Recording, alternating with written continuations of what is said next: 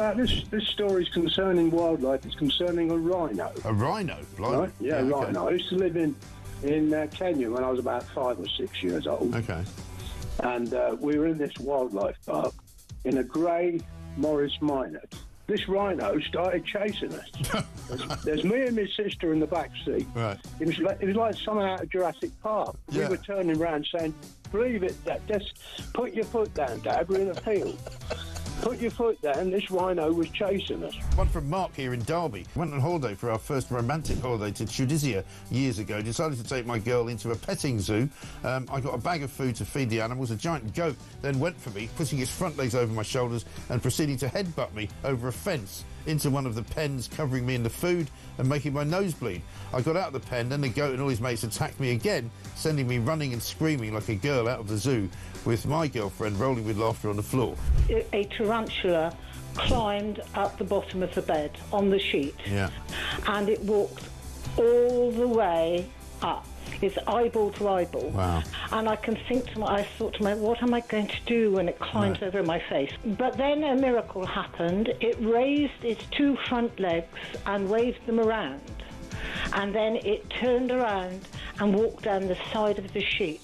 Boris Johnson been attacked by an ostrich. The former PM was enjoying a safari trip with his family when the bird leaned into his car and went oi oi and pecked his hand. In footage shared online, he quickly jerked from the ostrich, don't dirty minds, away from the ostrich, and shouted, "Oh, Christ, get hell," before driving off. And so I just set it out there. Have you been attacked by an animal? When I was about 7, says Trevor Jenkins, on holiday in Spain in the 70s, a monkey pulled my long hair. It was long because it was the 70s. I was in floods of tears. And as the family car drove out the car park, an elephant ripped off the car mirror. We got the message. Spanish animals aren't to be trusted. Jeremy, Brittany here from the United States. I was spurred by a rooster in my right foot a few years ago. Spurred? How do you get spurred by a rooster? One here from Dan in Hampshire. Morning, Mike. As an Aussie that has been dive-bombed by our version of the magpie, which is much bigger, every springtime, the folk in this village need to use the old Aussie trick to stop being swooped. You have to wear an ice cream tub on your head with eyes drawn on the back so they think you're watching them. True story.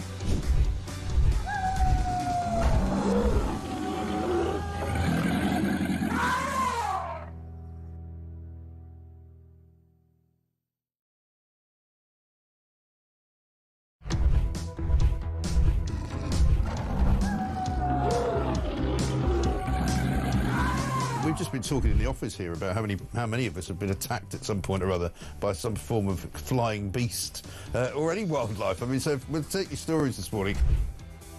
Hello, this story is concerning wildlife. It's concerning a rhino. A rhino? Right? Yeah, okay. rhino. I used to live in Kenya when I was about 5 or 6 years old. Okay. And we were in this wildlife park in a grey Morris Minor. This rhino started chasing us. There's me and my sister in the back seat. Right. It was like something out of Jurassic Park. Yeah. We were turning around saying, "Believe it, Dad. Just put your foot down, Dad. We're in a field. Put your foot down." This rhino was chasing us. One from Mark here in Derby. Went on holiday for our first romantic holiday to Tunisia years ago. Decided to take my girl across the UK, on DAB+, on your smart speaker, on your smart TV, and on your side. This is Talk.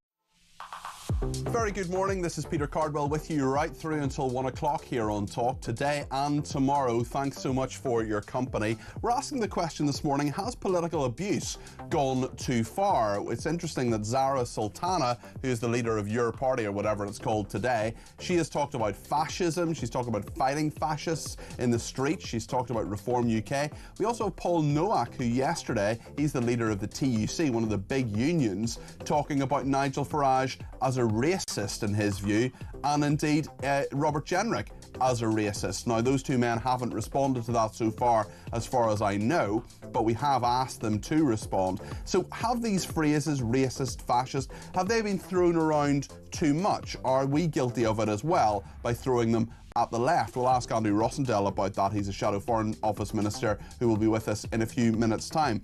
We'll also talk to a former Middle East minister as well, because there's so much going on there. The hostages may well be returned in a couple of days' time, thank goodness. And Hamas have slapped down the former Labour Prime Minister Tony Blair with a firm rejection of him taking any role overseeing the post-war running of Gaza. We'll talk about that. We'll also talk about problems for you getting away. There are so many travel problems around. We'll talk about that a bit later on. And the fact that holidaymakers are facing 4-hour delays as France toughens border checks. Loads to discuss between now and 1 o'clock. I want to get your thoughts on all of this. 0344 499 1000 is the number to call. You can text me 87222 with the word talk in your text. You can tweet me at talkTV. Follow me at Peter Cardwell. Send me a voice note, less than a minute please. 0344 499 1000. You can also ring me on that number or send me a WhatsApp text message. Loads to discuss, including those comments earlier on Mark Dolan's show where one of his guests called Nigel Farage a flash in the pan. What do you think about that? 0344 499 1000. Loads to discuss here on Talk. Stay with me between now and 1 o'clock. Well, Zara Sultana is the co-leader, apparently, or is she? Nobody really knows, least of all her, of Your Party, the ramshackle organisation that has been put together between her and Jeremy Corbyn. Now, she has said some quite interesting things, including remarks which some people think are incitement to violence. This is what she's been saying. And then we see migrants scapegoating and stealing our scarce resources, demonised by the media and political establishment. And the results are clear for everyone to see. The largest fascist mobilisation in Britain in recent memory. Reform is their parliamentary and political vehicle, and Farage gives them their parliamentary face. But the politics behind it is the same poison that fuels the far right in our streets. And I spoke at the Tommy Robinson demonstration because we have a duty to fight back. If we don't fight back, the far right will keep filling that vacuum that has been created by Labour's capitulation and a broken political system. And we must be clear, you don't stop fascism by ignoring it or copying it. You stop it by fighting it at the ballot box, and where necessary, you fight the fascists in the streets. Where necessary, you fight the fascists in the streets. That is what a Member of Parliament has said.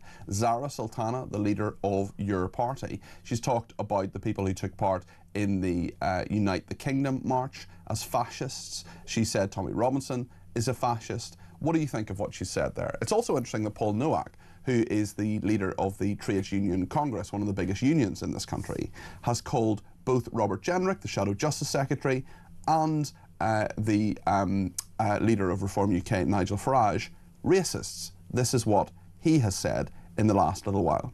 Voting reform doesn't make you a racist. Worrying about your wages, your bills and the cost of living crisis doesn't make you a racist. And wanting a fair, sensible approach to migration doesn't make you a racist. But I tell you what does make you a racist. Threatening to deport people who came to this country to live and work, no matter how long they've been here, no matter how hard they've worked, how much they've contributed, or whether or not they've raised their family. Or walking around one of our major cities and complaining that you don't see any white faces, presumably because both your eyes and your mind are closed. And equating being British to being a white, privately educated Tory xenophobe. So here's the truth. If you talk like a racist, if you walk around with your little camera making films that make you sound like a racist, you probably are a racist. Racist, fascist. Do we throw around these words too much, or do we use them accurately? Do you think Paul Nowak used them accurately about Nigel Farage, about Robert Jenrick? Do you think that Zara Sultana, when she said we need to fight fascists if necessary in the streets, is being responsible with her language? Especially as just yesterday, a man was convicted of threatening to kill Nigel Farage. Well, Andrew Rossendale, MP, is a Shadow Foreign Office Minister. We'll talk about the foreign affairs issues, of course, very soon. Loads of them around, especially in regard to the Middle East. He's also the Conservative MP for Romford. Good morning. Morning, Peter. Andrew, do you think that Robert Jenrick is a racist? No. It's outrageous. Robert is articulating what most people think, that we've had mass immigration into our country without any consent of the British people. It's been irresponsible and has changed the culture of our society. Immigration has always happened into Britain, has always come in, but it's always been a way of integrating people in the past, but this hasn't been happening. We've created whole towns and cities which are unrecognisable. And it doesn't make you a racist because you think there are too many people of other cultures coming in. We are Britain, we are England, and people don't want to see their country radically changed. The interesting thing with that is that when Robert Jenrick said, as he did in this controversy this week about this, when Robert Jenrick said, I was in an area of Birmingham for 90 minutes, I didn't see another white face. That's a factual statement. I believe him. If he didn't see another white face, he didn't see another white face. That's fine. That's a factual statement. But for people to then say, well, that's wrong to say that, and that's racist to say that, I mean, that is a factual statement. If he'd gone into a village in Yorkshire and only seen white faces and said, you know, for 90 minutes I didn't see anybody who wasn't white, that would also be factually true. So what I often see is people rush to these phrases who are very, very clear in saying someone's a racist or a fascist, or in Zara Sultana's case, we should fight fascists in the streets. And this language is being used too imprecisely. Yes, it has, and the left have been doing this for a very long time. So we're always accused of being racist, fascist, far right. These phrases are being constantly thrown out. But what they don't understand is that politicians like Robert Jenrick and Nigel Farage are actually articulating what the average British person fears about the future of our country. We've always welcomed immigration, but it's been integration which has made it successful.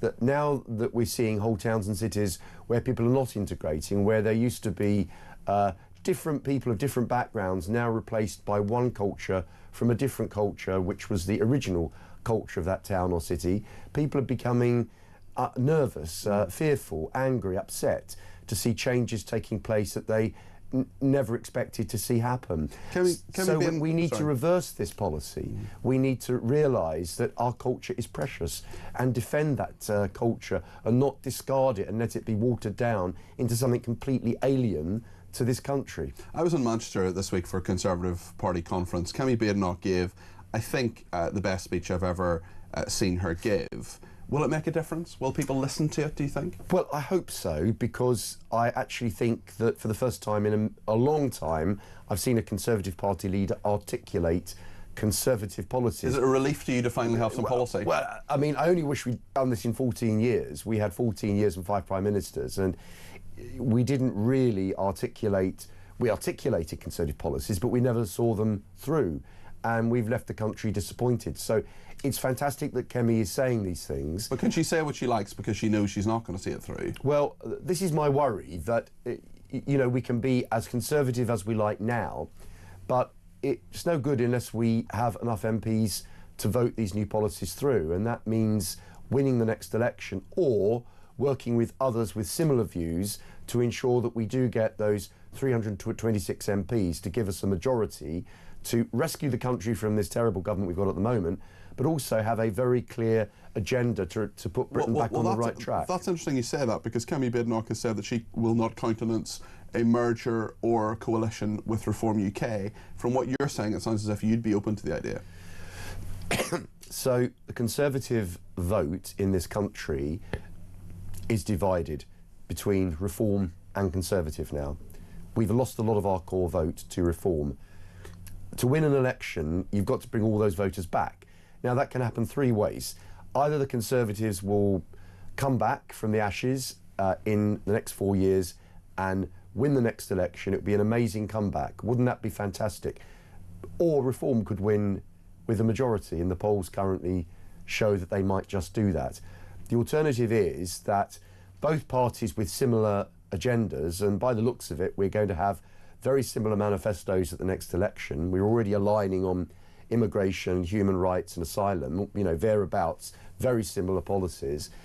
Why do we want to risk the future of our country by not putting those votes together to eject this far left? I think it's a far left government. Why would they bother with you? Why would Reform UK bother with you? Well, because they're so far ahead. They may not, and this is you know, down to Nigel and Kemi to discuss if this is possible. She's ruled it out, though. But certainly there are lots of seats in this country that if Reform and Conservative go against each other, the likelihood will be Lib Dems or Labour will win. Well, in 2019, of course, what was the version of Reform UK, the Brexit Party, of course, withdrew, and Nigel Farage still feels very bruised about that. It'll be very interesting to see what happens. Let me ask you about foreign affairs in the Middle East. We've heard that Hamas says they don't want Tony Blair involved in the future of the Middle East.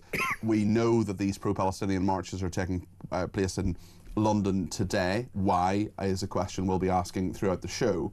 What are your hopes for peace in the Middle East with this deal? And should Donald Trump have won the Nobel Peace Prize, do you think? Well, first of all, I think in terms of the Nobel Peace Prize, that is something that's decided a bit further down the road. I don't think he's been snubbed for it. Well, it's been announced and he hasn't got it. Well, I know, but I think that because this peace agreement has only just come in, has only just been made, I wouldn't expect him to get it literally the next day or two afterwards. So you think next year maybe?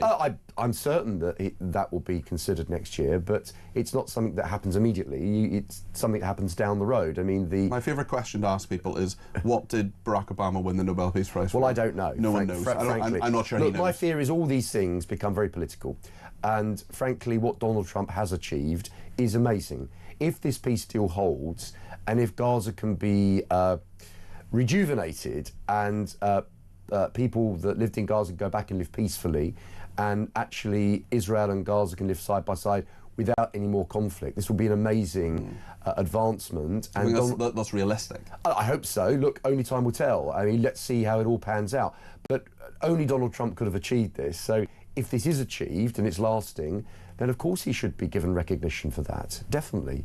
No question at all. How can we support the Middle East? Because, of course, we've seen in recent weeks that the Labour government has recognised a Palestinian state. I don't think that was the right thing to do. What do you think? No, I disagree with the recognition of the Palestinian state. It was rewarding Hamas for what they did on the October the 7th 2 years ago.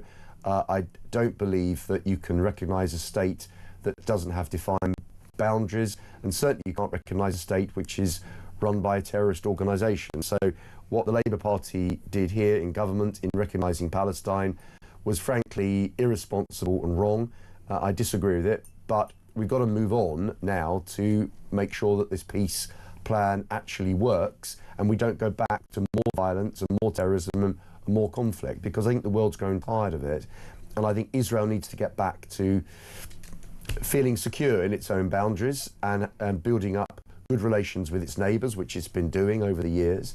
It's only been torpedoed by the actions of Hamas and what happened on October the 7th. Yeah. So frankly, we've got a new chance now to take things forward, and so we all hope it works. Just before you go, let me put a point to you from Jason, who has sent me a WhatsApp, 03444991000. Hi Peter, Andrew needs to understand there are plenty of lifelong Tory voters like me who tore up their Tory membership and joined Reform UK after Boris the Liberal bodged Brexit and blew it with lies and broken promises. We will not forget while they locked us away and kept us from our loved ones, they partied the lockdowns away in number 10. I joined Reform UK in 2022 before Nigel was leader, and even if the Tories resurrected Thatcher, I still would never vote Conservative again. If Nigel is far right and racist, then #MeToo, says Jason.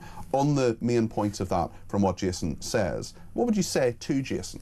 Well, I agree with him. We did bodge Brexit. We should have had a much cleaner Brexit than we had. What we did with Northern Ireland was completely wrong.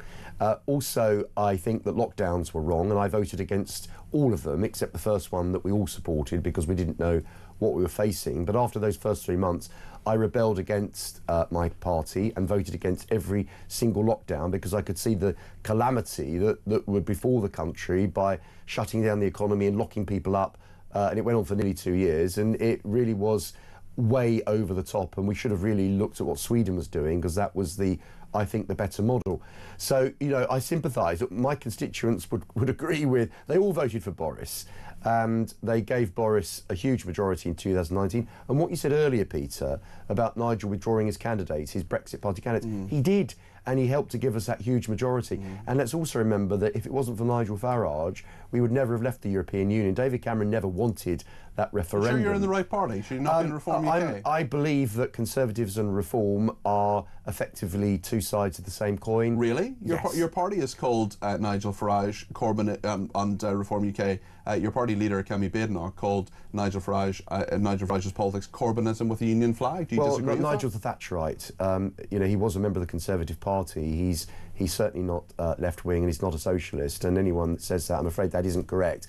I've known him a long time, and I know absolutely he's not like that, and I think that all these insults backwards and forwards have to stop. At the end of the day, our country should come first, and if it means working together with like-minded parties to rescue Britain from this far-left government, we should put our country first rather than party advantage. Just before you go, actually, let's just play a clip from Mark Dolan's show this morning. This is from the presentation coach, Graham Davis. He's a presentation coach. He was talking to Mark a little bit earlier on. This caused quite a stir this morning. This is what Graham Davis said. Unfortunately, Messy Nigel has a downside. You know, when he's challenged on something where he doesn't actually know the answer, or he hasn't thought about the numerical consequences of a particular policy, he comes out with, "I've no idea," or "That's an irrelevant question." He gets a bit stroppy, which actually covers up the fact that he hasn't necessarily done his homework and his preparation before a given interview. What do you make of that? Well, it can happen to any politician. No politician has the answer to every question and is an expert on every topic.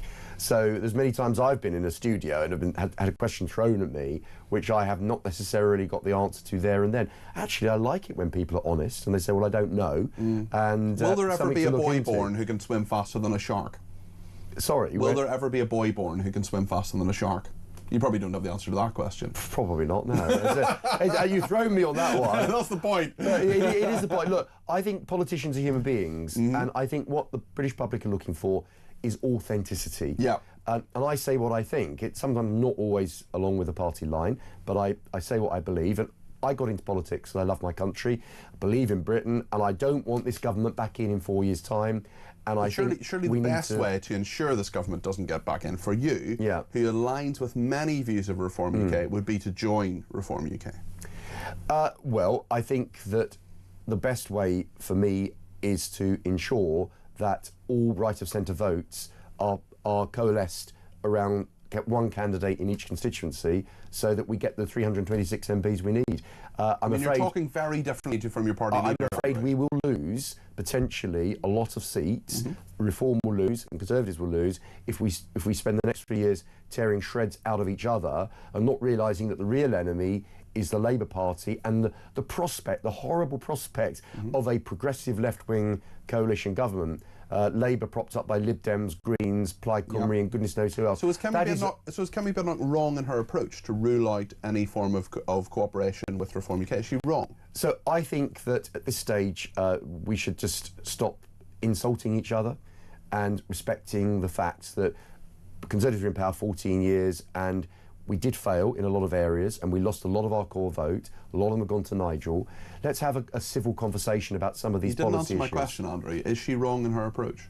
I don't believe we should be throwing insults at Nigel or Reform. I think we should, if it's just something we disagree on, let's have a civil conversation about it. But look, they want the same as we want at the end of the day. There's not much real difference between us, I don't think. If you talk to a Reform voter or a Reform member, pretty much they're all Thatcherite Conservatives, mostly, not all. There are mostly people who would share similar views to what my constituents believe, which is we need to put our country first. We need to deal with immigration, which is very serious for our country now.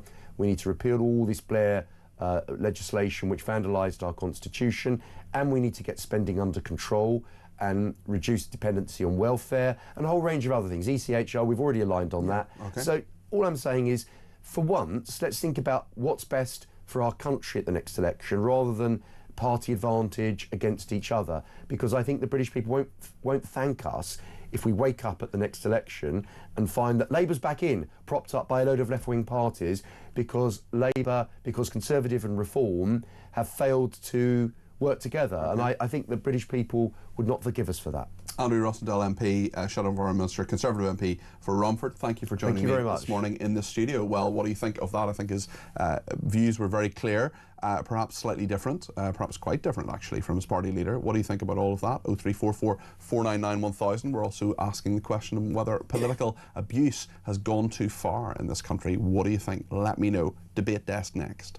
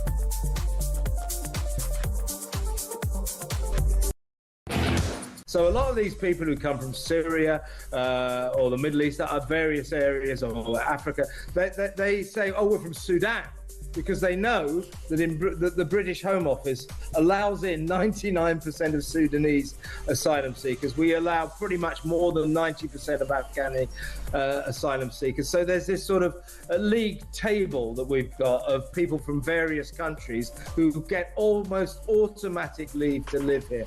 It's out of control.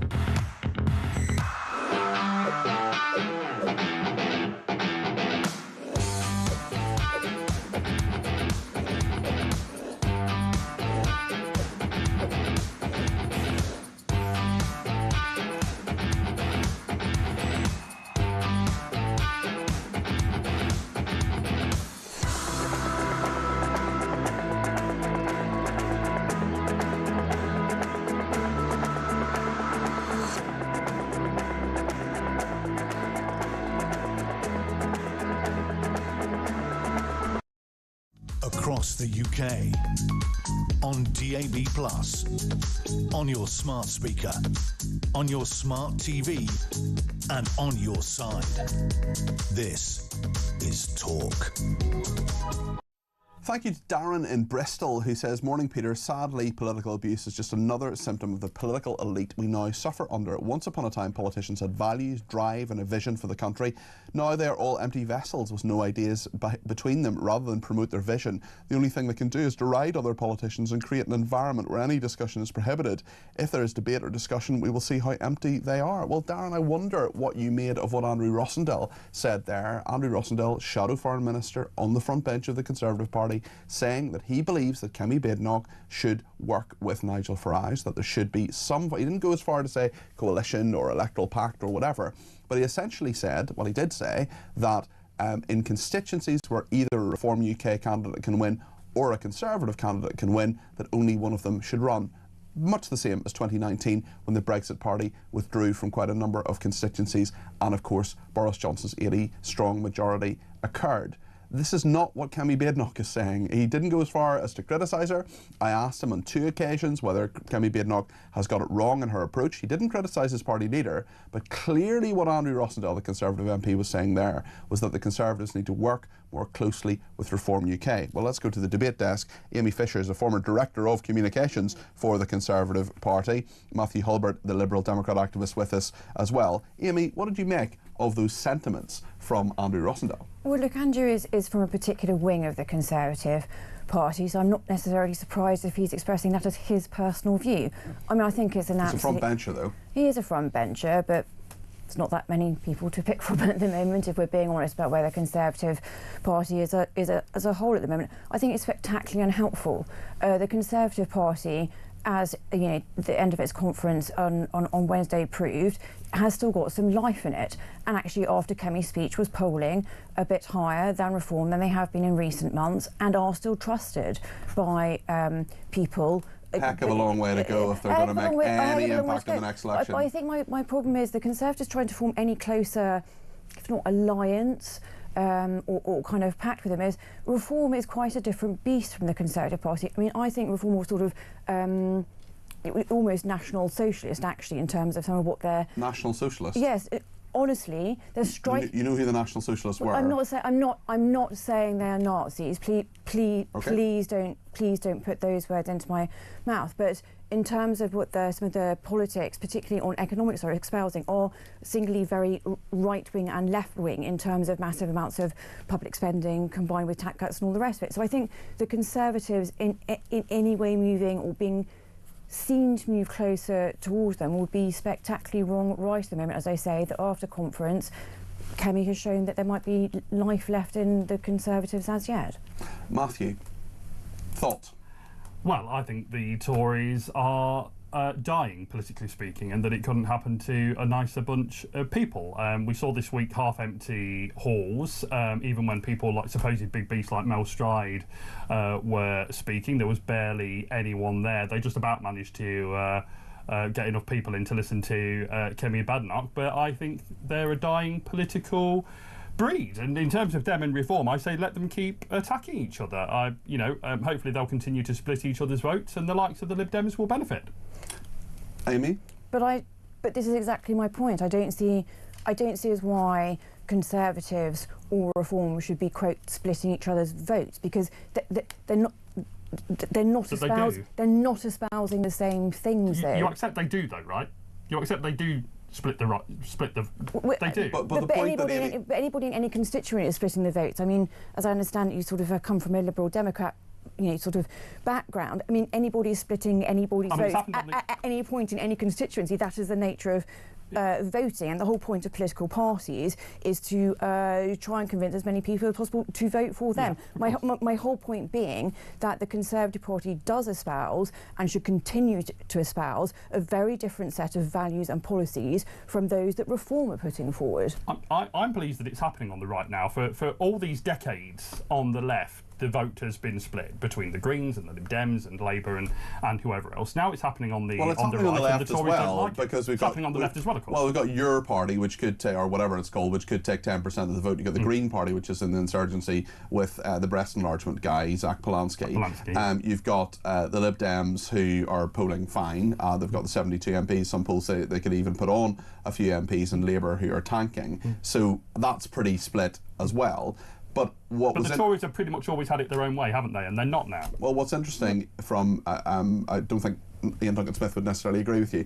I think the point that I was putting to Andrew Rossendale as well is that his party leader, Kemi Badenoch, has said, I think one of the most effective things she said in the last 14 months was that Nigel Farage and the policies of Reform UK, in her view, to Amy's point, were Corbynism with a union flag.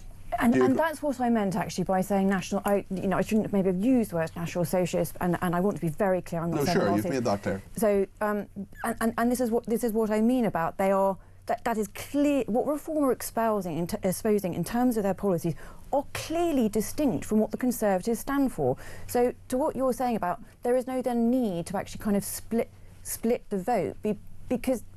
It's fish and fowl. They're not the same. Well, it's not the same thing they're saying. Certainly Reform are attempting to do something quite interesting, which is to be kind of socially, culturally right, but to be really quite big states. So they're not the same as the Conservative So they're not Party. I'm not suggesting that they are the same as the so therefore Conservatives. there is I'm no just reason saying the fact that they have split each other's votes up to now. But I think, I think for the Lib Dems, hopefully it's good news, because what One Nation Tory is going to want to stay in this Conservative Party. They're not.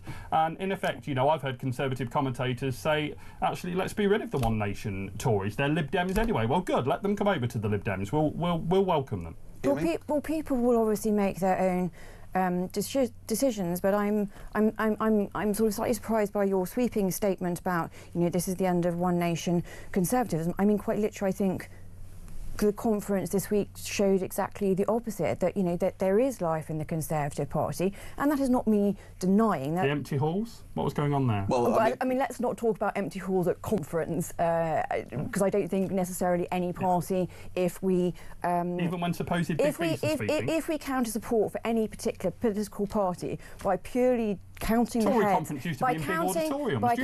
Let her speak. If we judged political support for any particular political party by the number of heads in a conference hall, I'm not sure that's where the Lib Dems. Those pictures looked awful. I'm not going to be told otherwise. They did look awful. I'm not claiming they looked brilliant, but my point is I don't think counting heads in the hall at conference is a particularly accurate indicator of support for any particular political party, be it Lib Dem, Conservative. No, but the polls are, and they're not great either, anybody else. Mel Stride, perhaps not the world's best speechmaker, although for Robert Jenrick, and for Kemi Badenoch, there was a full hall. Anyway, we're going to talk more about political abuse. We're having a very civilised conversation, but political abuse, has it gone too far? We have the leader of the TUC calling both Robert Jenrick, the Shadow Justice Secretary, and Nigel Farage, the leader of Reform UK, racists. We also have Zara Sultana saying we need to fight fascists in the streets. We'll look at those two clips in a second. We'll get the views of Amy and Matthew, and your view too. 0344 499 1000. Stay with us.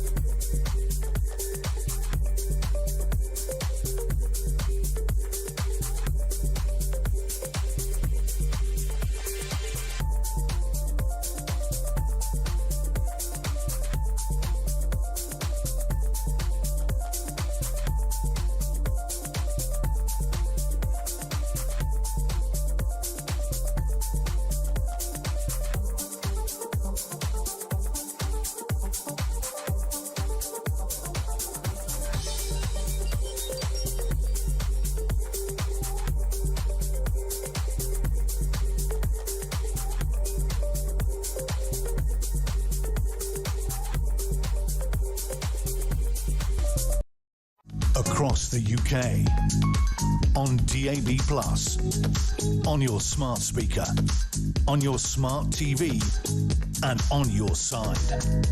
This is Talk.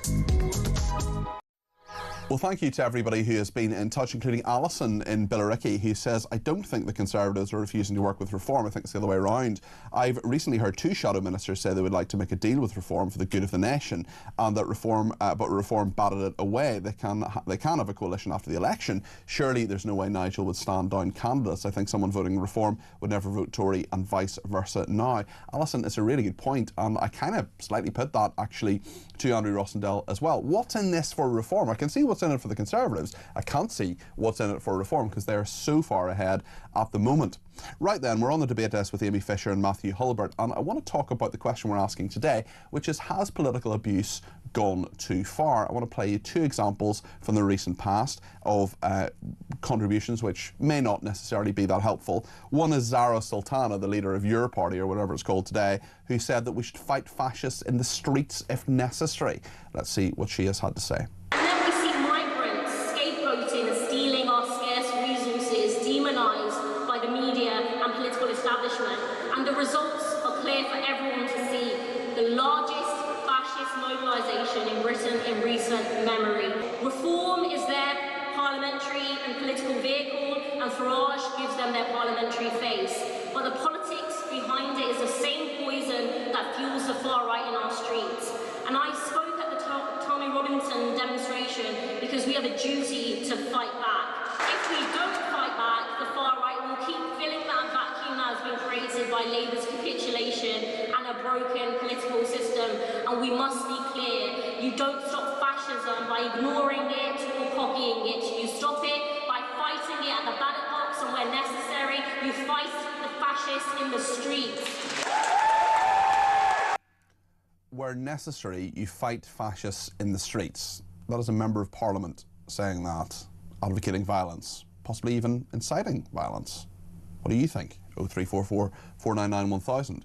Also, Paul Nowak, who is the head of the Trades Union Congress, one of the biggest unions in this country, said this about Nigel Farage and Robert Jenrick. Voting reform doesn't make you a racist. Worrying about your wages, your bills and the cost of living crisis doesn't make you a racist. And wanting a fair, sensible approach to migration doesn't make you a racist. But I tell you what does make you a racist. Threatening to deport people who came to this country to live and work, no matter how long they've been here, no matter how hard they've worked, how much they've contributed, or whether or not they've raised their family. Or walking around one of our major cities and complaining that you don't see any white faces, presumably because both your eyes and your mind are closed. And equating being British to being a white, privately educated Tory xenophobe. So here's the truth. If you talk like a racist, if you walk around with your little camera making films that make you sound like a racist, you probably are a racist. Amy Fisher. To the first comments, I do believe the MP came quite close to almost inciting violence on the street. To her first point about, of course, you should absolutely fight fascism at the ballot box. I mean, that's a given. Fascism should be fought. But then there are other routes to pushing back on people who hold fascist thoughts through the courts, through police. I don't think we should be talking about fighting them in the streets. Fighting them on the streets, you know, in terms of physical engagement. I think that's just incredibly dangerous if you hear an elected member of Parliament saying such things. As to the gentleman's last point, Paul Nowak, thank you. Gosh, he was conflating an awful lot of things there.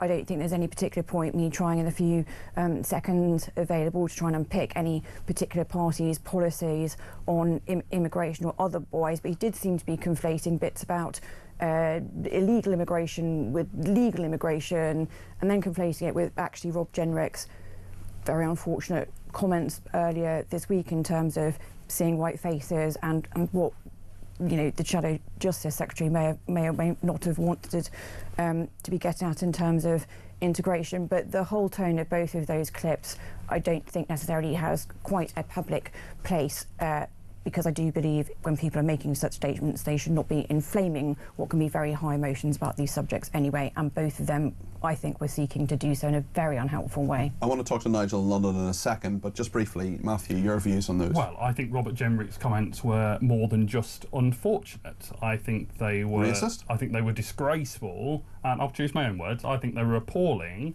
and disgraceful, and as Andy Street, former mayor of the West Midlands, said on TV this week, were factually wrong. And I trust the... Well, they're not factually wrong. I trust the former mayor of the West Midlands more than I do Robert Jenrick. If Robert Jenrick factually did not see another white face for 90 minutes and he says, I didn't see another white face, that is a fact.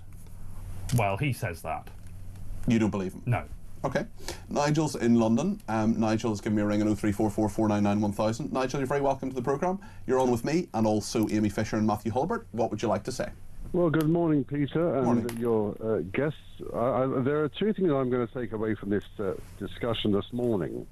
The first thing that I think I'm going to take away is it seems to be palatable for a lot of people who don't want to condemn anti-Semitism on the streets and slogans and everything else, but are happy to condemn a politician who's from a different political background, the right wing. And I think what's interesting about Robert Jenrick, the problem I think that he has with what he said was his language could have been slightly different, I think. And I think what he should have said, in my opinion, I've walked around this part of Birmingham and other parts of Birmingham, and in this area, all I've seen, I haven't seen a white face. I think that his delivery and language was slightly, I think, could have been better. But taking back to my first point, which really does annoy me, is that people are very happy to jump on the bandwagon that waving a union flag, you're a right-wing thug or a right-wing racist, but they don't condemn anti-Semitism. In the same way, are they condemning Robert Jenrick? Nigel, thank you. Those are good points. Let's put them to Amy and Matthew, and then I promise I'll come back to you in just a second. Matthew, what do you make of what Nigel was saying there? Well, of course we should condemn any kind of racism, including anti-Semitism. It's absolutely abhorrent. And the fact that Jewish people are going around this country in fear, I mean, I didn't realise, to my shame, I didn't realise until the attack the other week, that Jewish schools have to have security, etc. You didn't realise that? I didn't. I'm afraid I didn't realise that. Yeah. I realised it of synagogues. I didn't realise it of I've been banging on to you and others for the last 2 years about the levels of anti-Semitism in this country, and it worries me that people are. I mean, they can. They're got freedom of expression and freedom of association and freedom to protest. But there are people on the streets today who have previously said ceasefire now, there is a ceasefire, and I would question why they're on the streets today. Well, I think we're seeing the nasty elements of people who say they're claiming to fight for Palestinians, a cause I very much strongly believe in as well. But I think we're seeing the truth of the nastier elements, that they're not really for. Well, they've been there for the last 2 years, and I've been saying that. Yeah, I don't deny, and sadly, they've been mixed in with people who genuinely care for the people of Gaza and who will be happy that there is now a ceasefire. But you've changed your tune slightly. Go ahead. But no sane person does not care about the people of Gaza. So if I understood the point the caller was making, there does seem to be a disparity between, being able to fly, say, the St George's flag and it be ripped down for fear it might cause offence or be racist, which is kind of a nonsense if you think about it, that you can't fly the flag. Do you know the motive of every single person that's put up a Union Jack or a Do you know the motive flag? of every single person that walks in a pro-Palestinian march? And I've just condemned the nasty elements. The difference will you condemn, Amy, the nastier elements of those? Yes, of course. Oh, good. Okay, well, fair enough. Of course, but my point is where councils have had a policy of blanketly putting down Union Jack flags because well, I guess they can't go around everyone's house, can they? No. So they're making the assumption that everybody who flies a Union Jack flag has some nefarious purpose. Well, they're in a difficult position then, aren't they? Because they can't. But do you not see the disparity here? That councils are putting down Union Jack flags because they're assuming that everyone who flies them has a nefarious which clearly isn't the point. Case. Which clearly is okay. That is what I wanted to say. And there have been numerous occasions when councils have physically taken down Union flags and not taken down Palestinian flags. I will go back to Nigel, but he's disappeared. Lots more to discuss in a minute or two. And Suze has been in touch saying, thank you for having Matthew Hulbert on the show. That's confirmed. I will never vote Lib Dem. I've moved from Conservative to Reform, and he is wrong about most Reform voters being ex-Conservatives. One of my many fans. I've been to several Reform UK meetings recently in working men's clubs, and there have been as many ex-Labour as ex-Conservatives in the room. Sean in Bridlington says these lefties using fighting talk against political rivals need to be more careful. The ones they are threatening are silent and a lot more capable than gobby lefties, says Sean in Bridlington, talking about Zara Sultana there. Sarah from Stockton in Teesdale says it must be Tory candidates who stand down to ensure a reform government if a deal is done. Would Andrew be willing to do this for his country? Oh, that's a very interesting point, Sarah. I should have asked him and I didn't. Jack in Gravesend says, sorry to disagree, not a lot we disagree on. I think Mel Stride performed much better than both Badenoch and Photogenic. I like that, Photogenic. That's good, that's a good nickname. I mean, Mel Stride, I think he is, he's a good interviewee. I think he's a decent guy who contributes to the show fairly often. Is he as good a communicator as Robert Jenrick and Kemi Badenoch? I don't think so. But listen, on this programme, we disagree without being disagreeable. More of that in just a minute. Stay with us.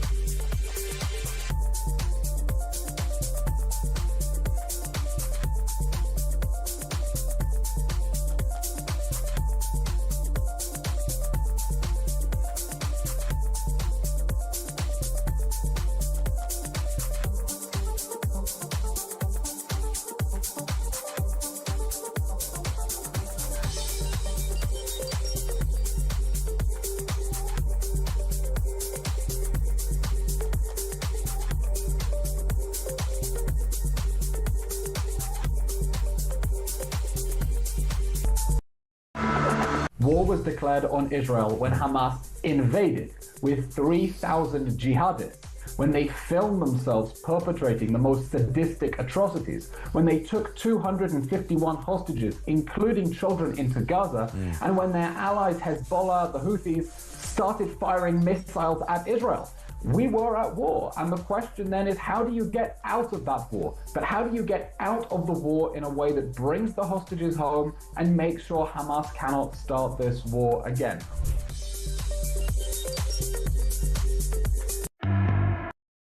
Across the UK, on DAB+, on your smart speaker, on your smart TV, and on your side. This is Talk. Jeff is in Aberdeenshire and says Reform's biggest problem is the apathy of the people. They need people to vote. Unfortunately, no one trusts any politician. Nigel is trying by being honest and truly passionate about his cause, says Jeff. Another person says, when you have a politician using language such as, we need to fight on the streets, you know we're in a very dark situation. Those intended to lead and guide us are behaving utterly reprehensibly. Now, more lies, rhetoric, noise and deception. We're a whisker away from civil unrest and I want to leave now. Leslie says the union leader calling Nigel and generic fascists is labelling those who would vote for either as fascists. He actually called them racists rather than fascists, but yeah, Leslie, your point stands. Amanda says, sadly, the quality of the politicians these days leaves much to be desired. The spite and vitriol of the left does them no favours, as all decent voters can clearly see them for who and what they are.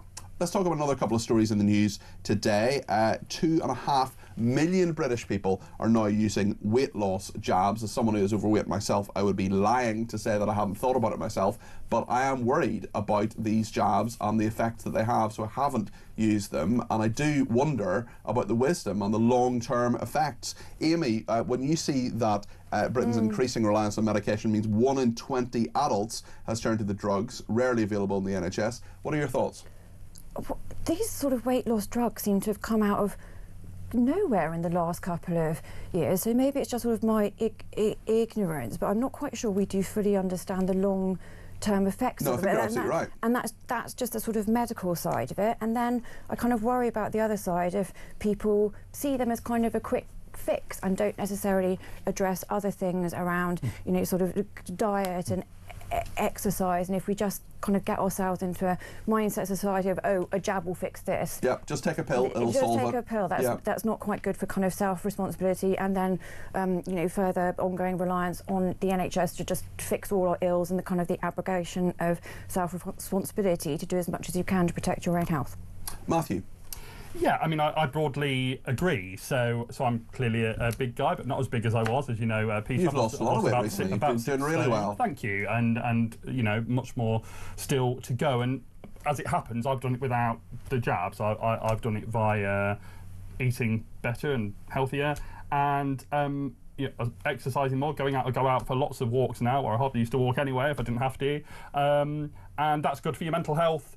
Too, but I've always said, however, that if I felt, because actually I've just made myself a note here, these were originally for diabetics, so I'm a type 2 diabetic. These were originally for diabetics before they became much more popularly used, and so the irony is that I've lost this weight without having to have these jabs, but if I felt that I needed to, and through the doctors, I would. So I'm not condemning those that do use them, but I agree with you, Amy, that the worry is that people are reliant on them, and then when they come off them, assuming they do, they just go back to how they were before. Yeah, well, if you don't change your lifestyle, it's going to happen. We've also seen the thing with Wegovy and Mounjaro and Ozempic as well is they don't just take the weight off, they take muscle mass as well. Well, this is so when you see, you know, Simon Cowell's face collapse. I was about to say, when you sort of see the effect on the sort of celebrity pack, this is where, you know, you get this sort of ghastly photos, this sort of horribly veiny hands and necks and all of this kind of thing. But this is to my point about, yes, there is the weight loss effect, but I'm just not really clear exactly, you know, what the sort of longer-term effects on the rest of your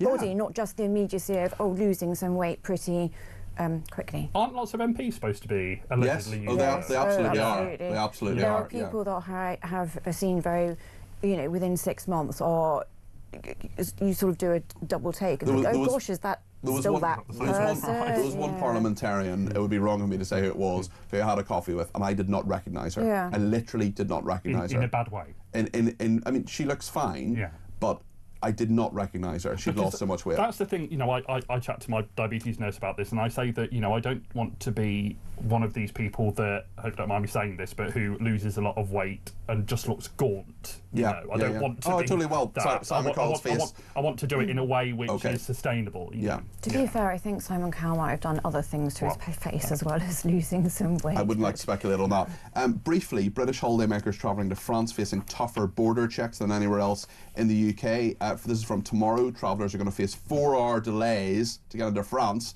under new rules that require them to undergo face and fingerprint scans. Brief reaction, Amy.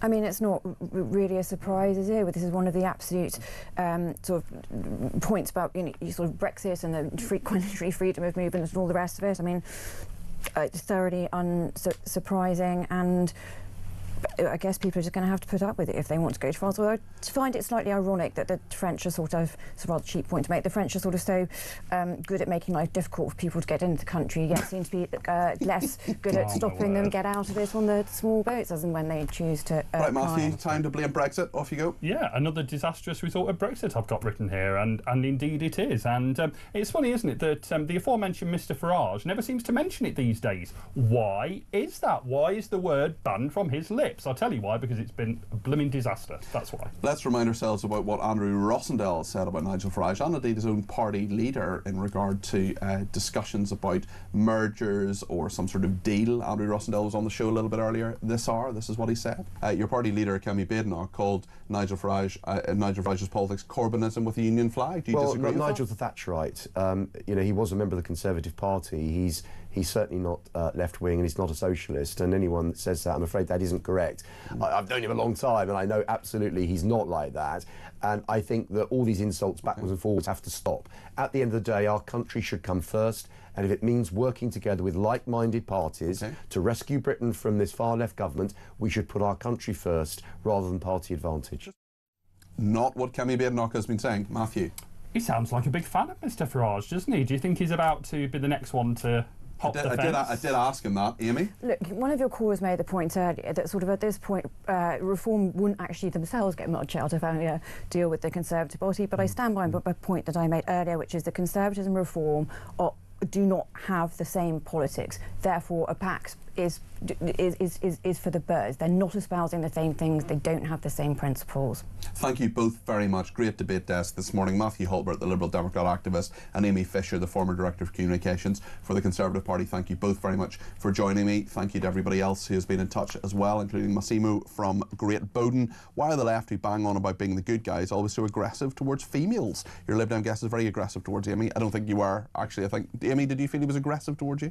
A robust debate, hopefully. No, not particularly. We ended up agreeing. Yeah. Well, there we are. So I think Amy's fine with that.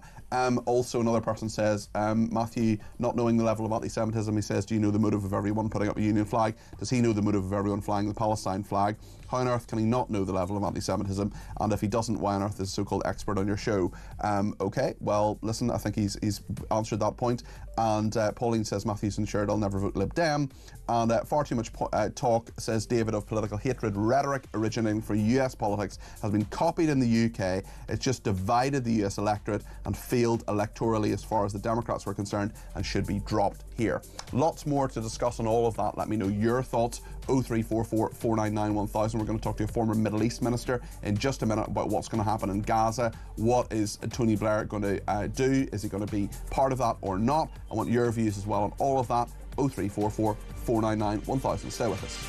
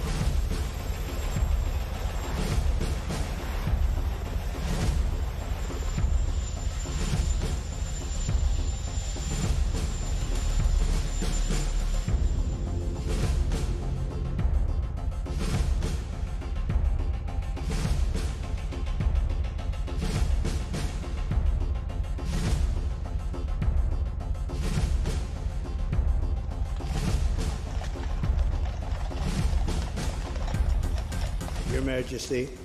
Melania and I are deeply grateful to you and Queen Camilla for your extraordinary graciousness. And to William and Kate, thank you so much. It's been so great being with you today. Thank you very much. Appreciate it. It's a singular privilege to be the first American president welcomed here. The phrase special relationship, seen from American eyes, the word special does not begin to do it justice. We're joined by history and fate, by love and language. Thank you. Thank you very much. It's a great honor to be with you.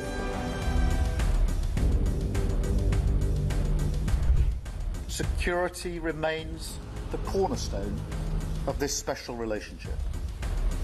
We have the deepest, most advanced defense relationship in the world. As I said last night, the bond between our countries is like no other anywhere in the world. The United States and the United Kingdom have done more good on this planet than any two nations in human history. We are working together to end the humanitarian catastrophe in the Middle East. The one that I thought would be easiest would be because of my relationship with President Putin, but... Across the UK, on DAB+, on your smart speaker, on your smart TV, and on your side. This is Talk.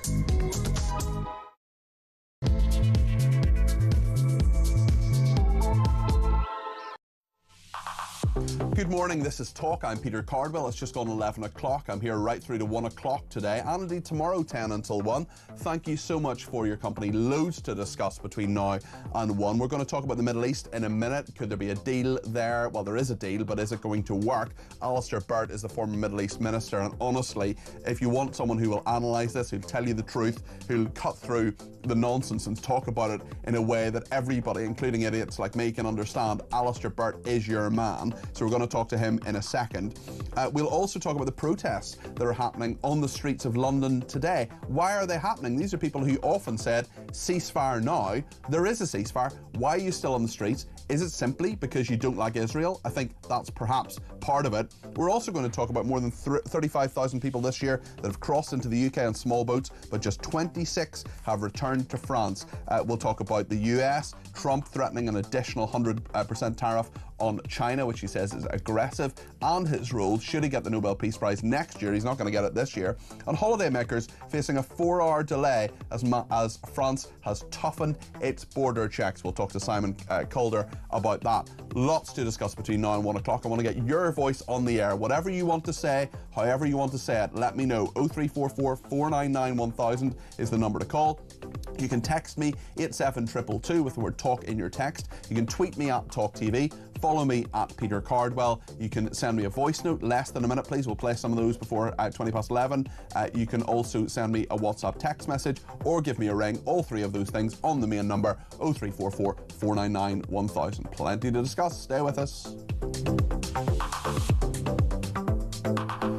We're also asking the question today about political abuse. Has it gone too far? Because we have a number of things that have been said. Zara Sultana, who is the leader of your party, or whatever it's called this week, she has been saying that Nigel Farage and the Conservatives and Reform UK, well, I don't think she said the Conservatives, certainly she said Reform UK, are fascists.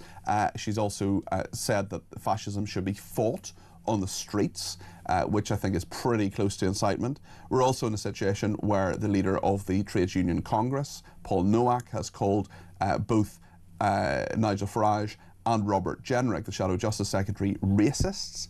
Where are we in all of this? Well, John's been in touch and says, may I remind everyone that the media and politicians have been recklessly hurling accusations of racism and fascism, resulting in the Charlie Kirk assassination and the 2 attempted assassination attempts of President Trump, as well as the ongoing chaos sown by Antifa on America's streets. To the left, labelling someone as fascist or racist, apparently green lights doing whatever it takes to take them out. No matter the cost in blood or broken norms, it is considered their duty, says John. Sean in Gloucester says, since the con man Blair, this country has been taken further and further to the left. To combat this, Tories thought they had to follow, meaning they are no longer Conservative. The party has changed, not the voters, and they have switched to Reform UK because Nigel and his party have traditional policies the voters agree with. The uni-party domination is finished, says Sean in Gloucester.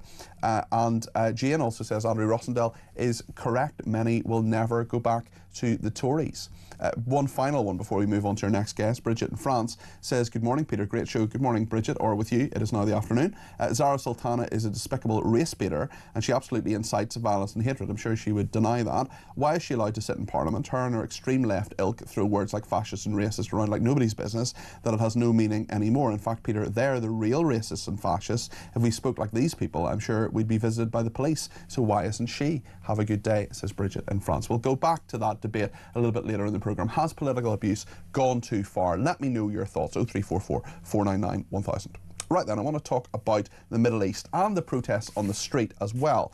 Tony Blair humiliated, apparently, as the former Prime Minister, frozen out of Donald Trump's Gaza peace deal. He was, of course, part of that. Trump lining up Palestinians from around the world to run Gaza. Prominent Palestinians lined up in the wake of Hamas's promised disarmament and Israel's withdrawal. Senior source with detailed knowledge of US-led preparations to stabilise Gaza told The Telegraph a whole group of candidates has been identified, both from Gaza and its extensive global diaspora. We will talk about that now with Alistair Burt, who is the former Middle East minister. He is the man who can cut through the noise on all of this. Alistair, great to have you on the programme. What do you make of the deal? Will it work? And is stage one going to work? And then what about stage 2 and 3? Just take it away. Talk us through this. What is the Alistair Burt view? Well, thanks, Peter, for having me on your show. And I'm not sure if I can live up to your build-up, but I'll do my level best. The immediate part of the Trump deal is the ceasefire, the exchange of prisoners and hostages, and getting aid into Gaza. Now, that all looks as though there's a reasonable chance of it holding. Why is that? I think it's very much because President Trump put his foot down with Prime Minister Netanyahu. Trump was infuriated by Israel's attack on the negotiators in Qatar on September the 9th. I think that changed a lot. He then said to Netanyahu, this can't go on. And the deal, which has been around for some time, the idea of a swap of hostages and prisoners and a ceasefire, he said, we've got to get on with this. And that first part is what we're seeing now, and it started. And certainly with President Trump going to Israel next week, I would be very, very surprised if the hostages were not released at the same time, so that will hold. Beyond that, Peter, your wider question, what's to happen next, that's much more open. It talks about the future governance of Gaza, it talks about the future security of Gaza, disarmament of Hamas. All these things have not been agreed really by anyone yet, and they are places in which the deal could fall. So in terms of those further stages, first of all, we hope the first stages will happen without a hitch, that those hostages, of course, are returned. I was actually in Israel about a month ago. I mentioned this in the programme yesterday. Excuse me. I mentioned this in the programme yesterday, and I spoke to a former national security advisor who said the problem with the hostages should be fine to come back if that deal is done, and hopefully all 20 of them who we think are alive will be back in the arms of their families very, very soon. We know that a number of Palestinian prisoners and people who are interned as well will be returned to Gaza. The interesting and very difficult and tragic thing is that regard to the 28 people we think have been murdered by Hamas terrorists in Gaza, to make up that kind of 48 number of the hostages, those 28 bodies. Well, the interesting and horrific thing in all of that is that the terrorists who murdered them may themselves now be dead, and therefore knowing where those bodies are, and also they may have been stored in buildings or on ground which has been bombed. Therefore, it's a very grim and grisly thing, but are those bodies still there? Do we know where they are?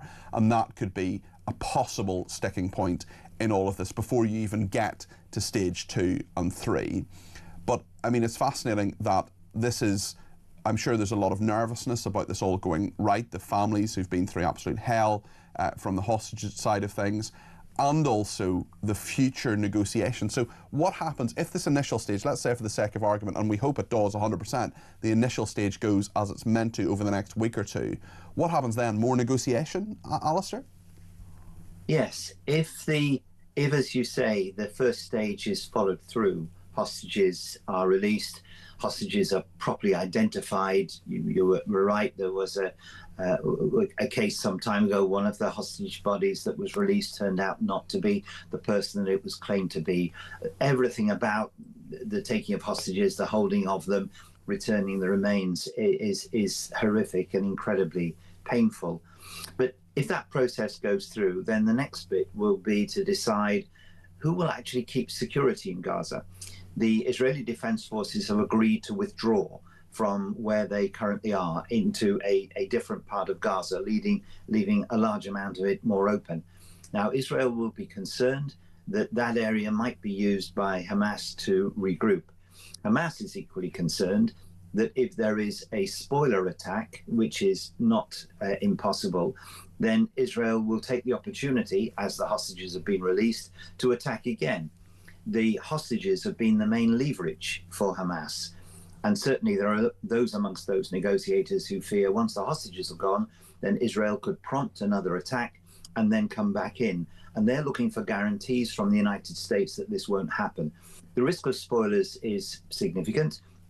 There are other groups operating in Gaza besides Hamas, and someone releasing a rocket and producing a response in order to disrupt the arrangements because they don't want the peace to come. That's a possibility. How big a risk is that from organisations? I presume you're talking about Islamic Jihad and other organisations that may be against this deal and may scupper things. And of course, as you say, if a rocket is fired from Gaza into Israel, well, it'll take a while to work out where that's come from. Yeah. Yes. I mean, it's a possibility. The fact that it's known about and that people know these spoilers happen may be something that damps it down. But that emphasizes the importance there will then be on who will be responsible for the security arrangements in Gaza. Will there be an international force? If so, who will command it? What will its rules of engagement be? Should Britain get involved with that, Alistair, do you think? I'm sorry? Do you think Britain should get involved with that or stay well away? I think it probably wouldn't be helpful to have any forces on the streets that are not Arab. To be honest, or from some of the Muslim states in Southeast Asia. I think anything that smacks of a return to colonial days, and remember, the United Kingdom, United States is associated with what happened in Iraq not too many years ago. This might be something that would provoke some trouble on the streets. So does that, in your mind, then rule out on a higher level Tony Blair having any role in this? Well, that's the fascinating thing. I know Tony Blair is intensely interested in this, and for perfectly genuine reasons. But there are other issues around him, as people know very well. The Arab street sees him very much as responsible for Iraq with George Bush. There's the issue with his financial relationships in the Gulf and everything else. On the one hand, he speaks directly to the people who are going to make things happen. That's the Americans, that's the Gulf leaders and others. On the other hand, the disdain in which he's held by the Arab street and by Palestinians is very clear. I would suspect that he's unlikely to have perhaps the prominent role that President Trump suggested in the first place, but the fact that he's been involved in ideas for the future of Gaza and its governance isn't to be denied. And I know he's done that for the best of reasons, thinking what's the way out of this? Because of course he had some years as a Middle East envoy when it wasn't possible to create peace. He will want to see if there's more that can be done now. But I think there are risks attached to him that people have spoken about. Just before you go, Alistair, the protests on the streets at the moment, especially from people who often had banners saying ceasefire now, there is a ceasefire. Should the protests, I mean, I'm sure, like you, don't want to deny people freedom of speech, freedom of assembly, freedom to protest, but it does, I do question why so many people are coming on the streets today in London and elsewhere. And I do wonder if that has anything to do with, quite simply, their hatred of Israel and not much about their support of the Palestinian people necessarily. I've neither been involved with the protests nor spoken to protesters, so I wouldn't know. I was interested in Matthew Side's piece in the Times a few days ago. Sunday Times last Sunday, where he had indeed gone in to talk to people about the protests and found a latent and very strong anti-Semitism, which was behind some of the banners. Equally, there are plenty of those on the streets who just want to see peace in Gaza and believe Israel has had a role in extending the conflict and could have done more. It would be a good day for there not to be those protests and for people to think, let's see what happens on the ground. But you see, once you get into this difficult business of stopping people expressing their views, then you're going down a dangerous road. Yeah. People should just exercise some common sense and judgment about these things. We've seen a massive polarization in the community because of what's happened over the last couple of years. You're going on to talk about political abuse and that later on in your program.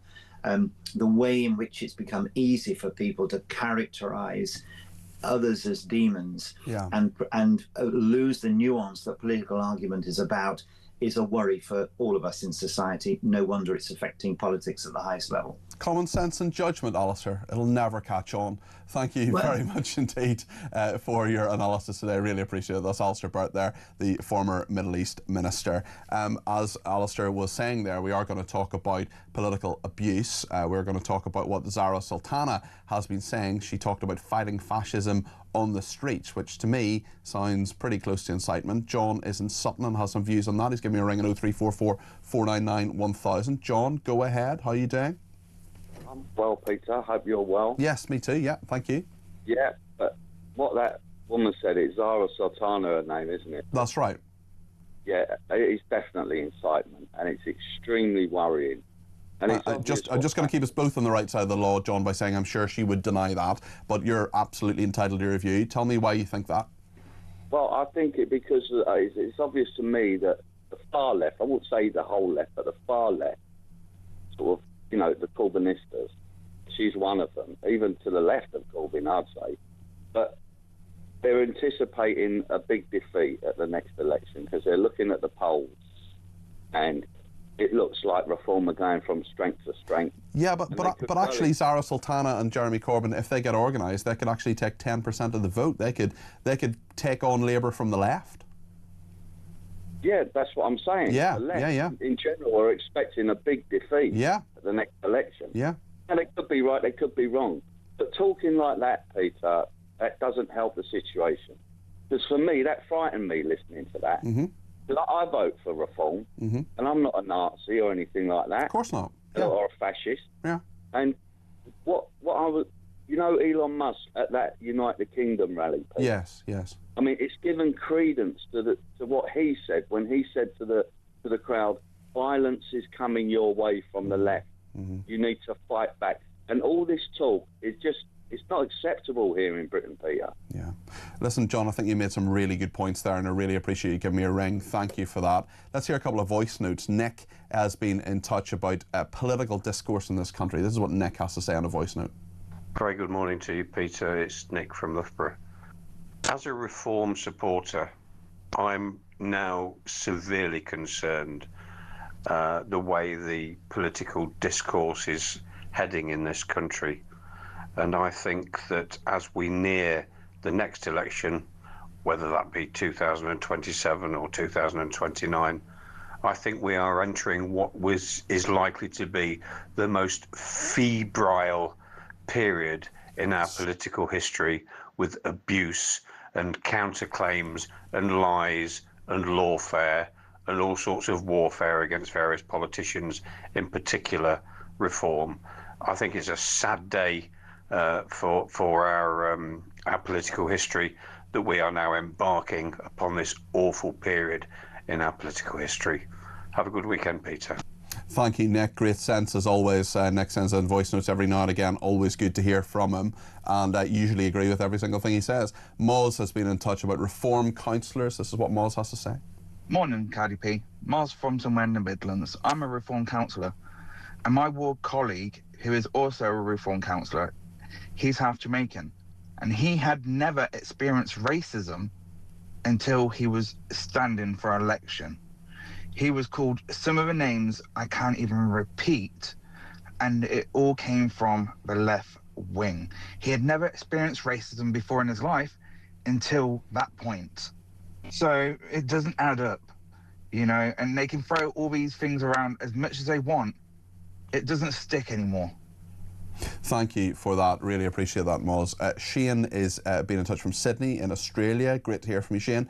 G'day, Pete. I cannot understand these pro-Palestinian protesters. They blocked the Sydney Harbour Bridge a couple of weeks ago, and tomorrow they're going to protest in the city. People are fed up. This has been going on for ages. I think they're troublemakers. Another great show. Thanks, mate. Give Jack the cat a hug. Shane, I promise you I will do that on your behalf. Jane says, on the border checks in the EU, isn't this the plan? Giving everyone the digital wallet, part of every country getting digital ID, including the UK. Well, certainly we're hearing now that China is getting access to our NHS data. I saw a story about that. Sarah says, please can you ask Simon about the Eurostar? I'm due to travel in November from London to Brussels. Great programme. Thanks, Sarah. I will do that, and I'm sure Chris, the producer, will remind me in an hour's time to ask Simon Calder about that on your behalf, Sarah. Dan in Kent says the reason why we haven't had migration to Europe by Gazans is because the Rafah crossing is closed until now. The Palestinians have an opportunity to rebuild Gaza or float through Egypt to Libya and onto small boats. It's coming, Peter. Andrew in Salisbury says when most left-wing people call someone racist, they're actually calling them heretics. And when Muslims call someone Islamophobic, they're actually calling them an infidel. Racism has been weaponised from the left, says Andrew. Amanda says on Trump, as far as Hamas is concerned, this deal is only about the hostages being released. As long as their ideology continues to be passed on to their children, war is inevitable once they have regrouped and rearmed, says Amanda. Pauline says, I think your last guest sounded like a decent human being and has common sense, talking about Andrew Rossendale there. Gary says your guest just said, this is Andrew Rossendale again, that the country should come before party interests. So can I ask him if the polls are substantially the same as they are now when the next general election comes along? Will the Conservatives commit to standing down in every seat where they have no chance of winning to give Reform UK the best chance of delivering us a right of centre government? Just on what Andrew Rossendale said, put our country first. When did Parliament do that? Says Dave in Dorset. Plenty more opinions coming your way. We're going to take a load of your calls, voice notes, and indeed your messages. Get in touch. 0344 499 1000. Stay with us.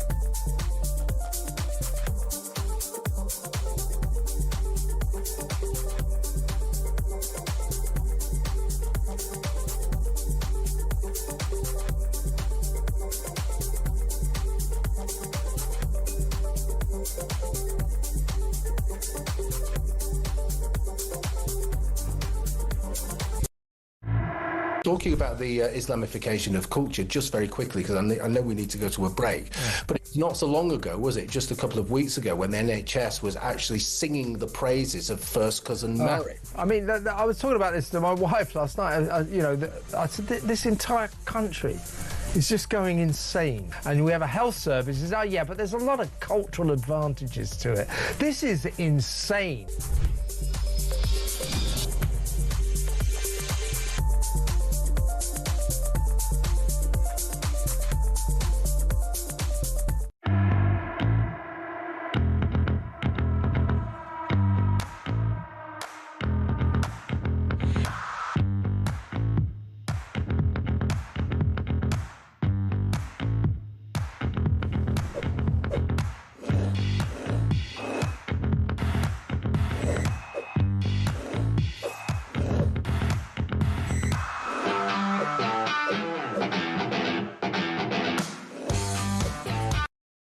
Across the UK, on DAB+, on your smart speaker, on your smart TV, and on your side. This is Talk.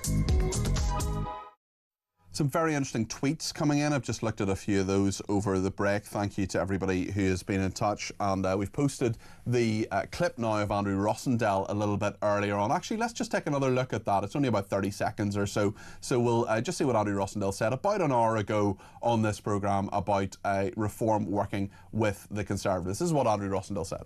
Your party leader, Kemi Badenoch, called Nigel Farage's politics Corbynism with the Union flag. Do you disagree with Nigel's a Thatcherite. You know, he was a member of the Conservative Party.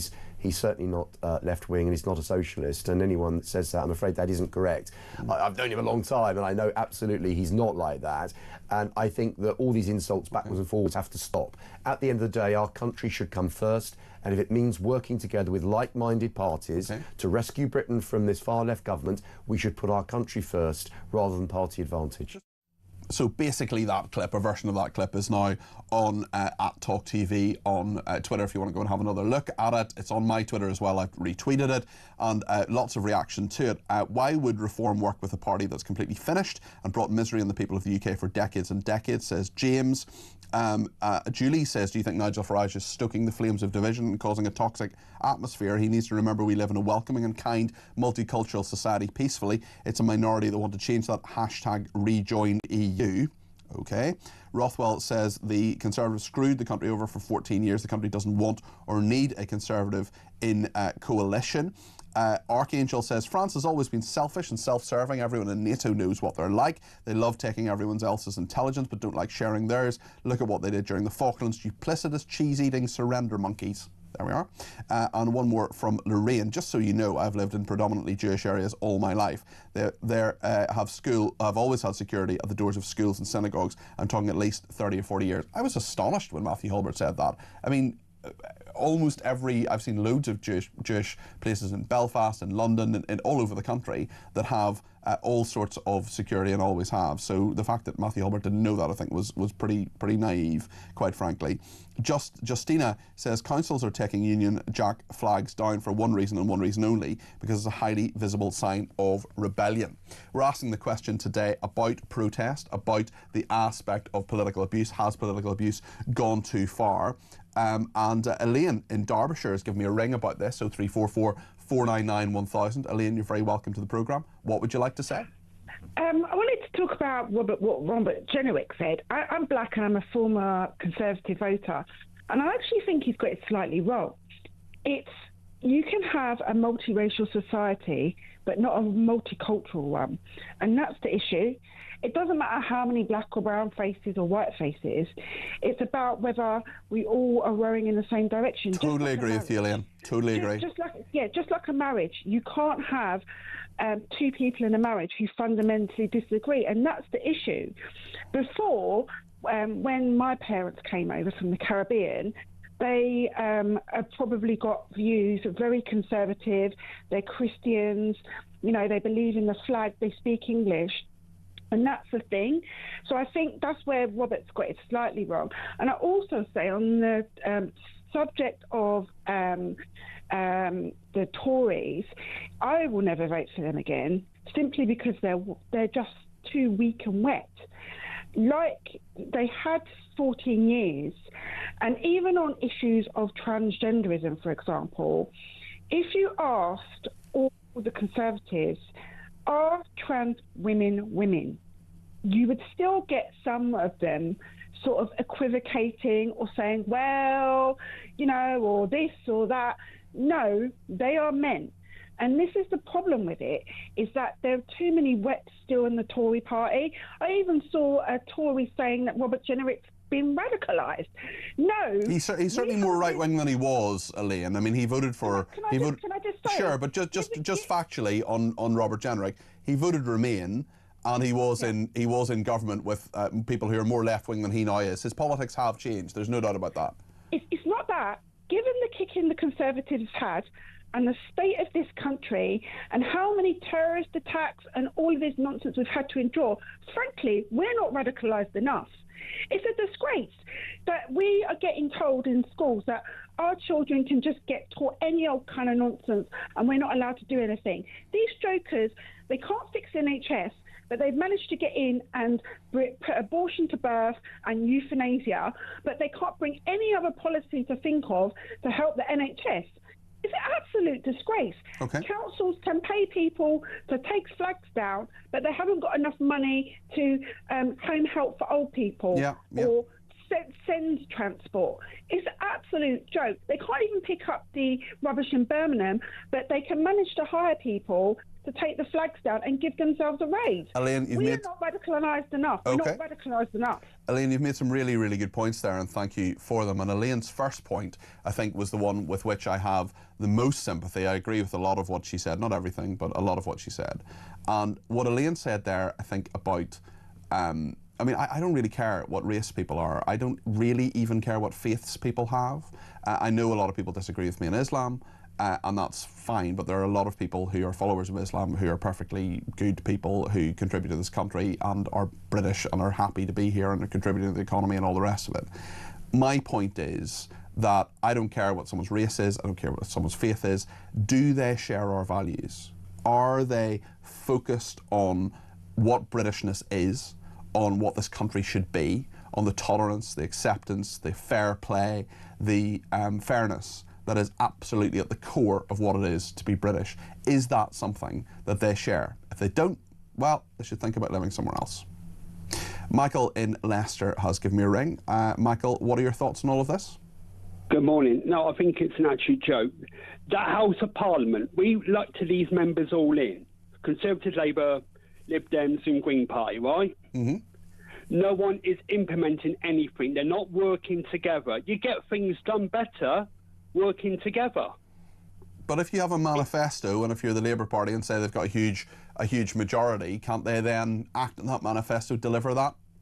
Well, here's the problem is, he hasn't delivered anything. Rachel Reeves not delivered anything, not implementing things properly. Well, what do you mostly disagree with, Michael? Well, the fact is, he should be standing up and said he should be helping to unite the country, not divide the country. How can he do that? By working together. Okay. But he's showing a message. Speak out loudly. With the King, I know the King can't get involved in politics, but he should stand up and make a speech and like, now it's time for peace. It's time to organise things. Nothing's getting organised, nothing's getting done. And we're all whinging, we're all moaning, and we're all angry. Okay. Michael, listen, thanks for your points. Appreciate that. Gary in York has been in touch and says, is that all that FD parties have got left, to revert to name-calling? What a disgrace, says Gary. Another person says, will the government ban all UK supermarkets from stating in their adverts, we sell British produce, in case that might be classified as racist? Leslie says, it drives me nuts when people keep saying Donald Trump should get the Nobel Peace Prize. Common sense tells me that this prize is awarded only to people with credibility, not corruption. Jason's been in touch from the Lake District and says, by the rationale of the left, carrots on the supermarket shelf are fascist and racist. It's been thrown around so much that it means nothing anymore. Sultana is more of a danger to our country than Tommy Robinson, says Jason. Let's hear a voice note, couple of voice notes now. One from Dave on Kemi Badenoch. Good morning, Peter. Dave here. Remember Kemi Badenoch? She was in charge of getting rid of all the EC rules and regulations of the statutes. But she kept over 2,500 of them. For what reason did she do that? And as for Boris, he's just a buffoon, a liberal buffoon. Good show. Dave, thank you very much. I loved your pronunciation of Badenoch there with a lovely Scottish ending to it. Is of course a place in Scotland is Badenoch, and of course it's Badenoch, not Badenoch. Anybody who says Badenoch is wrong. She's not bad, she's Badenoch. Sam, as Dave correctly said, Sam has been in touch as well about Jewish schools. This is what Sam has to say. Matthew Holbrook, the commentator that's on the show, it's quite surprising that he didn't know that Jewish schools have security. More than 25 years ago, there was a school in Glasgow which had security. 25 years ago, not just because of what's happened recently. You're absolutely right, Sam, and as I said earlier in the programme, and actually in reaction to Matthew's words there, I was pretty astonished. And I do think there are many people, not just on the left, but certainly on the left, I'm not accusing Matthew of this, but who minimise anti-Semitism because they don't understand it. They don't know people who are Jewish, they don't know people who've experienced anti-Semitism, and they don't realise the huge scourge of anti-Semitism in our society, and the fact that whilst the numbers are high, there's some statistics out this week that said, Islamophobia or anti-Muslim hatred or whatever you want to call it, I personally don't call it Islamophobia, is really high. It's like, well, actually, if you look statistically how many Jews there are in this country versus how many Muslims there are in this country, you're far more likely to be the victim of an anti-Semitic attack or a racist attack if you're Jewish than a racist attack. If you are Muslim, statistically, it is far more likely. So you can't just say the number, you've got to say that in relation to the size of the community. And of course, there are only about 350,000 Jews in this country. Could be wrong on that, but I think that's about right. We're going to talk more about immigration in a second, and one in, one out. 26 people have gone. Yeah, slight problem. 1,000 people arrived in one day recently. Stay with us, we'll talk about that shortly.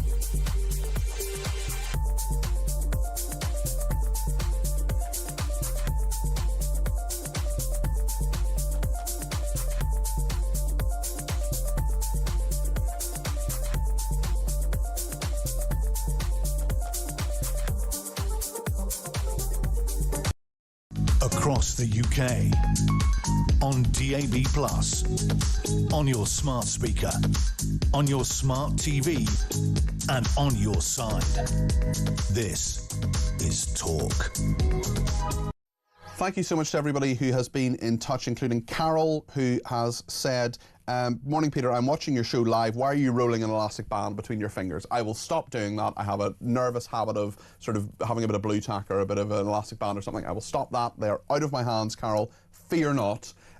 Also, can I slightly ask that your voice notes are less than a minute, because we've had one that is 2 minutes and 20 seconds and Tech Up Dave is threatening to go on strike, so we don't want that. He listens to all the voice notes, but not the ones that are 2 minutes 20 seconds. I'm afraid they've got to be less than a minute so everybody has a chance to get on air. Right then, let's talk about more than 35,000 people who've crossed into the UK on small boats this year, but just 26 of them have actually returned to France. This is the one-in, one-out policy of the government. Robert Bates is with us, the Research Director of the Centre for Migration Control. Robert, what do you make of this policy? Because we were told this was going to fix migration, or at least be part of fixing migration. Well, it's not really doing that. I think quite clearly it's not doing that. Since this deal was announced, this strong deterrent, as it was being posited, as we've seen thousands of people come across the channel, clearly undeterred by the remote risk that they might get returned to France. Unfortunately, Keir Starmer's put so much political weight behind this deal being effectively what he's trying to posit is it's the silver bullet to solve this problem. And, you know, as a result, he's put off having some of the more frank conversations that we do need to have about entering into a third country agreement where we can send individuals back to their third country, and then also to start forcing countries of origin to take back asylum seekers as well once they're deemed to not be eligible asylum seekers. So really the Labour Party have come in and they've scrapped what the Conservatives were getting at with the Rwanda scheme, which was a strong deterrent. It wasn't quite implemented in full because, of course, we hadn't left the ECHR, though the Tories have now said they will. But he hasn't really got a plan, and the numbers are continuing to grow. I mean, I think we're still on course at the moment to beat 2022 in terms of the numbers coming across in one calendar year, and of course that was over 40,000 that came across. So it's a really, really depressing state of affairs. Unfortunately, the Labour Party just don't seem to have a plan to actually end it once and for all. 2 chartered flights have taken migrants back in the last 2 weeks as part of the one-in, one-out deal. Labour says it sends a clear message arrivals could be detained, but more than 1,000 people arrived on small boats on Wednesday alone. 15 boats carrying 1,075 people took the 2025 total up to 35,476, meaning that just 0.07% of this year's arrivals have been deported. What do you make of those figures, Robert? Well, you look at those numbers and you realise how much of a folly this plan really is. I mean, the key word in the statement was they could be returned. Well, clearly a very, very remote risk of that actually happening. And no evidence whatsoever that this has put people off. We've also accepted 18 French people, or 18 people from France who have come to the UK as part of this. So the one-in, one-out not quite as reciprocal, but will be very soon. So actually it's net. We haven't actually got rid of anybody, really.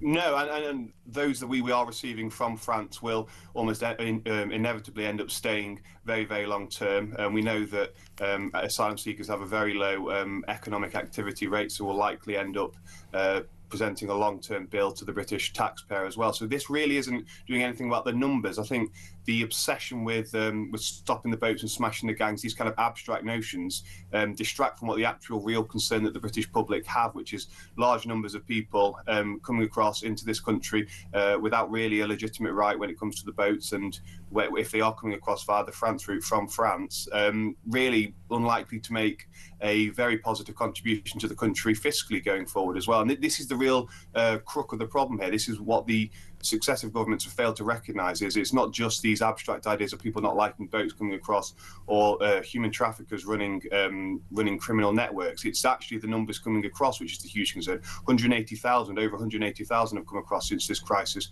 first started, and it's that loss of control, that sense of things just really, really escalating and no one really gripping this, which is why people are so concerned, and this is the number one salient issue in British politics at the moment. Shabana Mahmood, the Home Secretary, says she has a grip. We are sending a clear message: if you come here illegally, you face being detained and removed, so think twice before making that journey. Do you think any of those 1,075 people who've come across in small boats in that one day, do you think they thought twice before making that journey? Do you think they were deterred in any way by the one-in, one-out policy, Robert?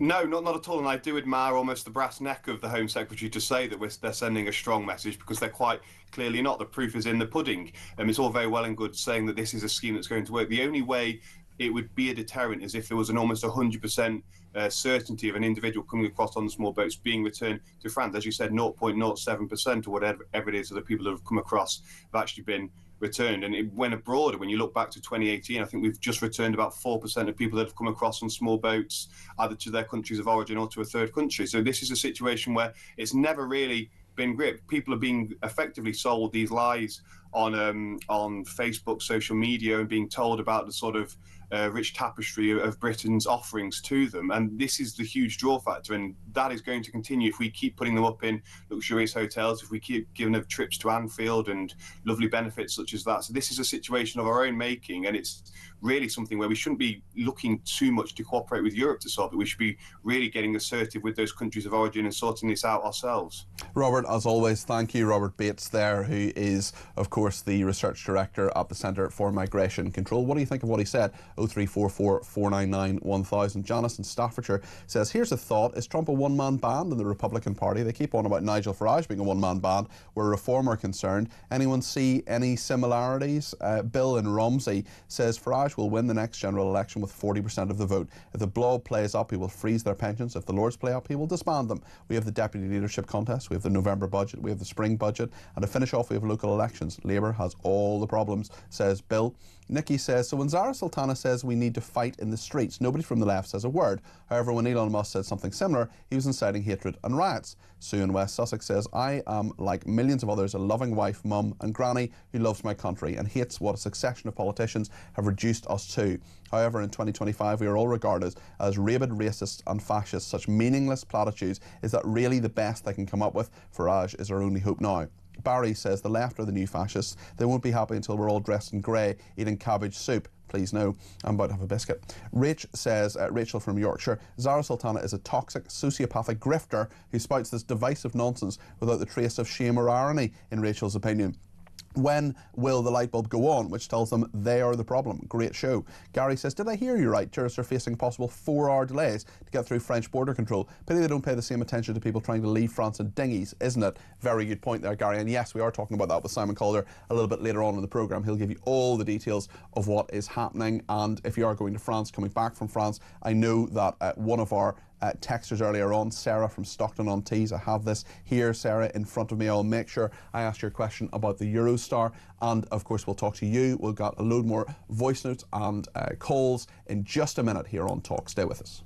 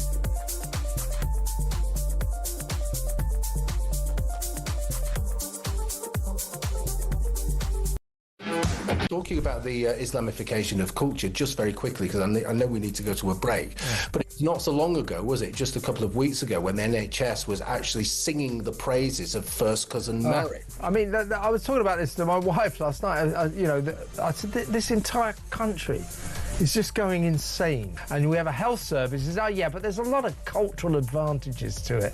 This is insane.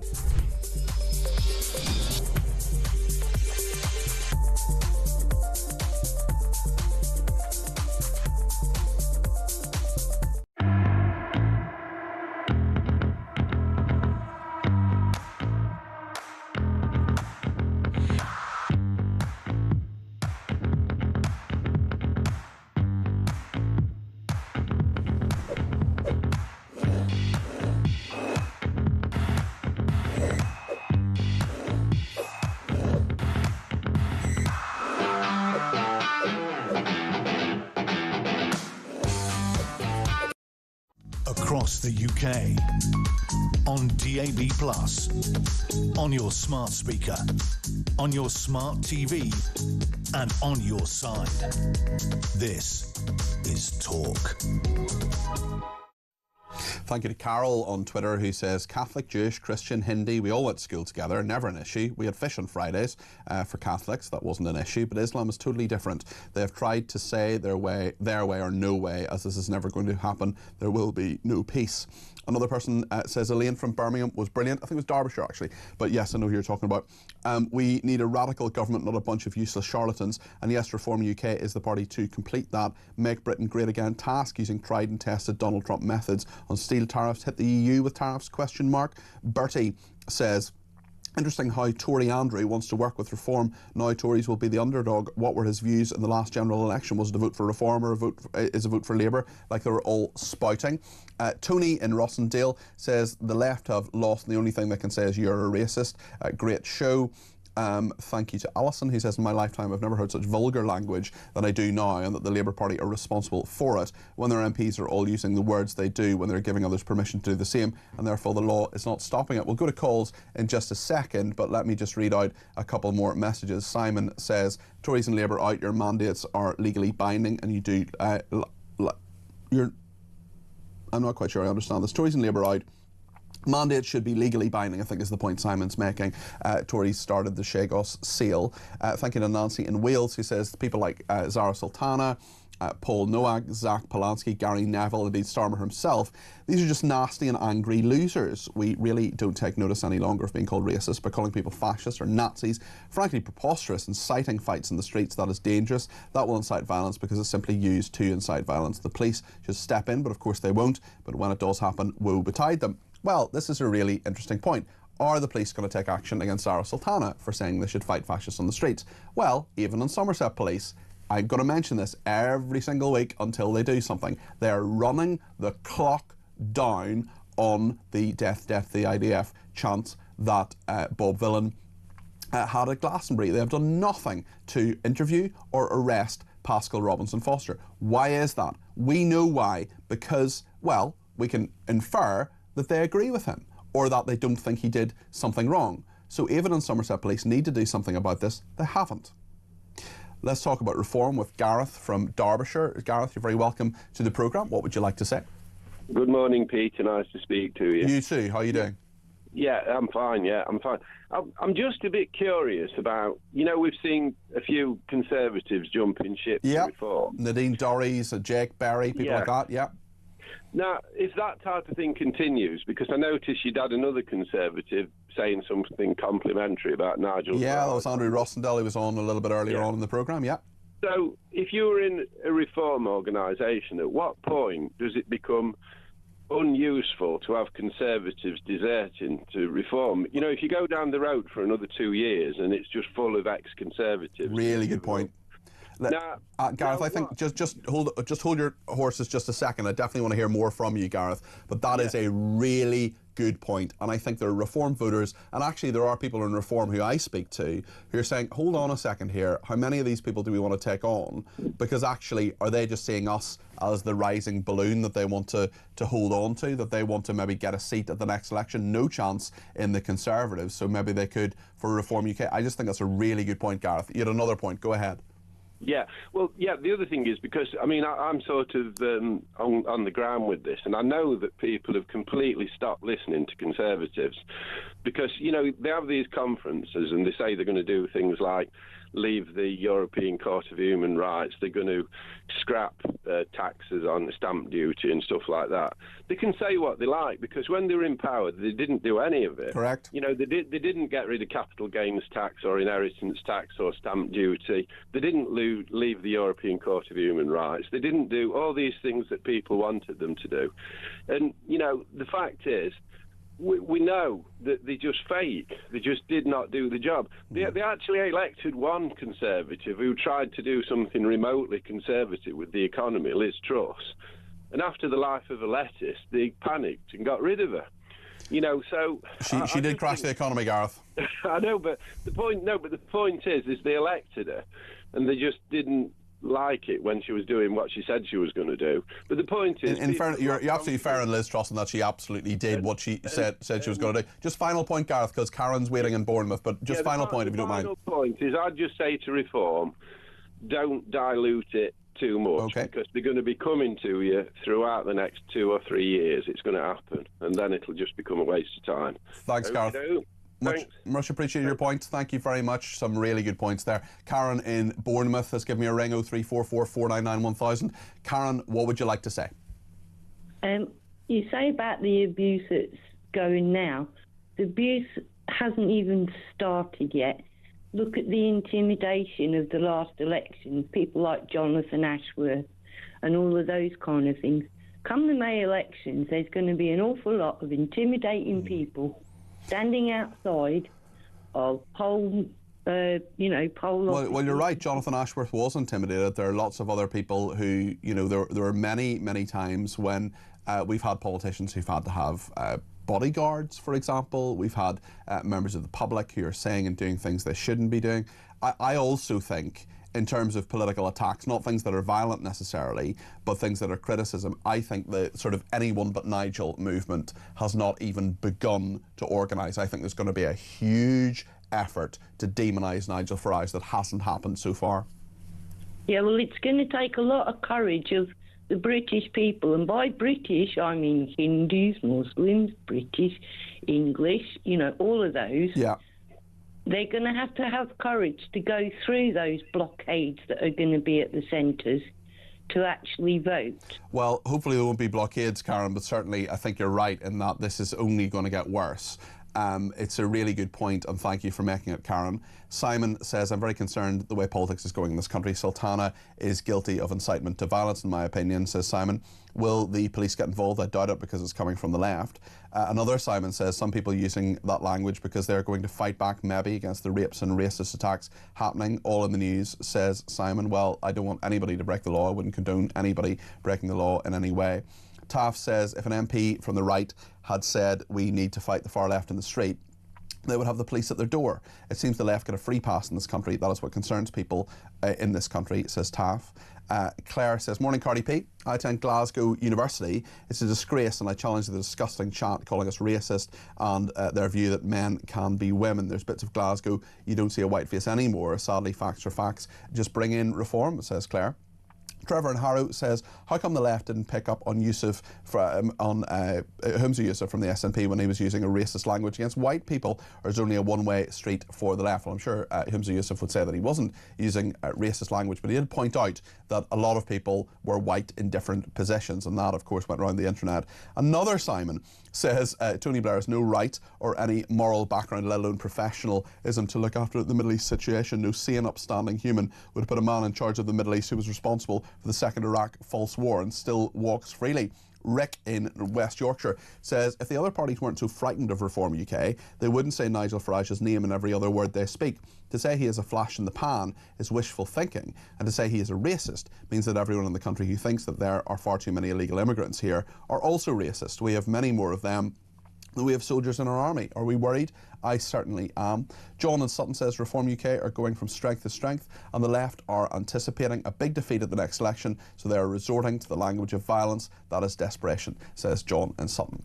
Lots to discuss in the next hour. We're going to America to talk about Trump. Should he have won the Nobel Peace Prize for Gaza? Also, lots of other problems that he is having and getting through. Lots to discuss. I want to get your view on it all as well. Stay with us here on Talk.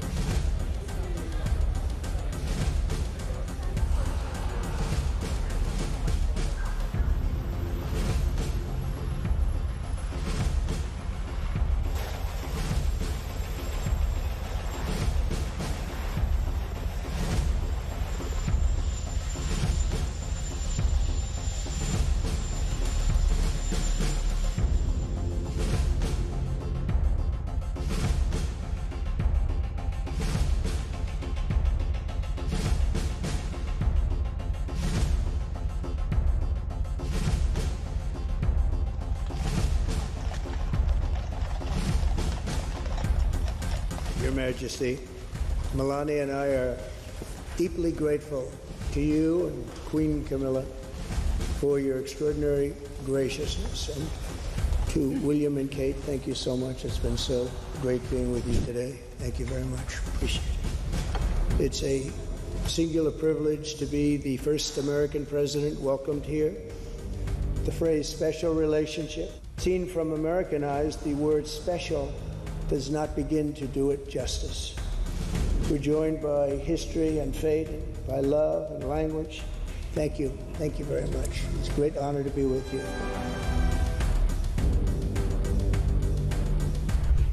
Security remains the cornerstone of this special relationship. We have the deepest, most advanced defense relationship in the world. As I said last night, the bond between our countries is like no other anywhere in the world. The United States and the United Kingdom have done more good on this planet than any two nations in human history. We are working together to end the humanitarian catastrophe in the Middle East. The one that I thought would be easiest would be because of my relationship with President Putin, but he's let me down. Across the UK, on DAB+, on your smart speaker, on your smart TV, and on your side. This is Talk.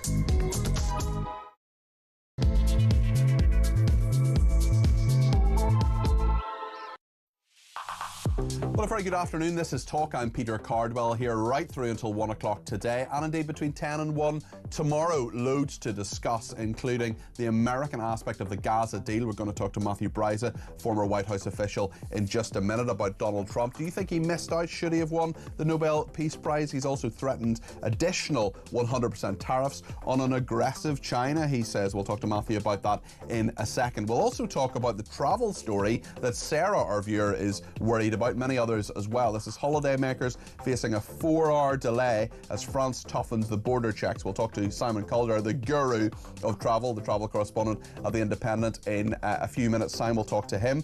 Lots to discuss on Genric as well. Also Farage. Really interesting couple of clips. I'm going to play them to you in a second. This is Nigel Farage and Robert Genric being accused of being racist by Paul Nowak, who is the leader of the Trades Union Congress. Big controversy with Genric this week, of course, in regard to his comments on an area of Birmingham where he said he didn't get to see another white face. If it's factual, it's factual. Also, we have Zara Sultana, the leader of your party, that she's in with Jeremy Corbyn, saying we should fight fascism.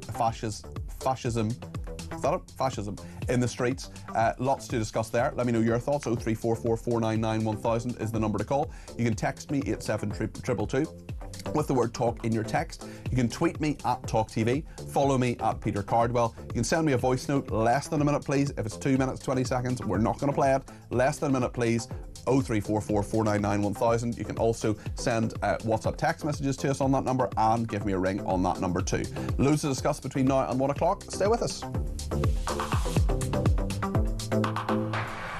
So I want to play two clips to you, one from Zara Sultana and one from Paul Nowak. Zara Sultana is the co-leader, it would appear, we're not too sure, of your party with Jeremy Corbyn. This is what she said about fascism in the UK. And then we see migrants scapegoating and stealing our scarce resources, demonised by the media and political establishment.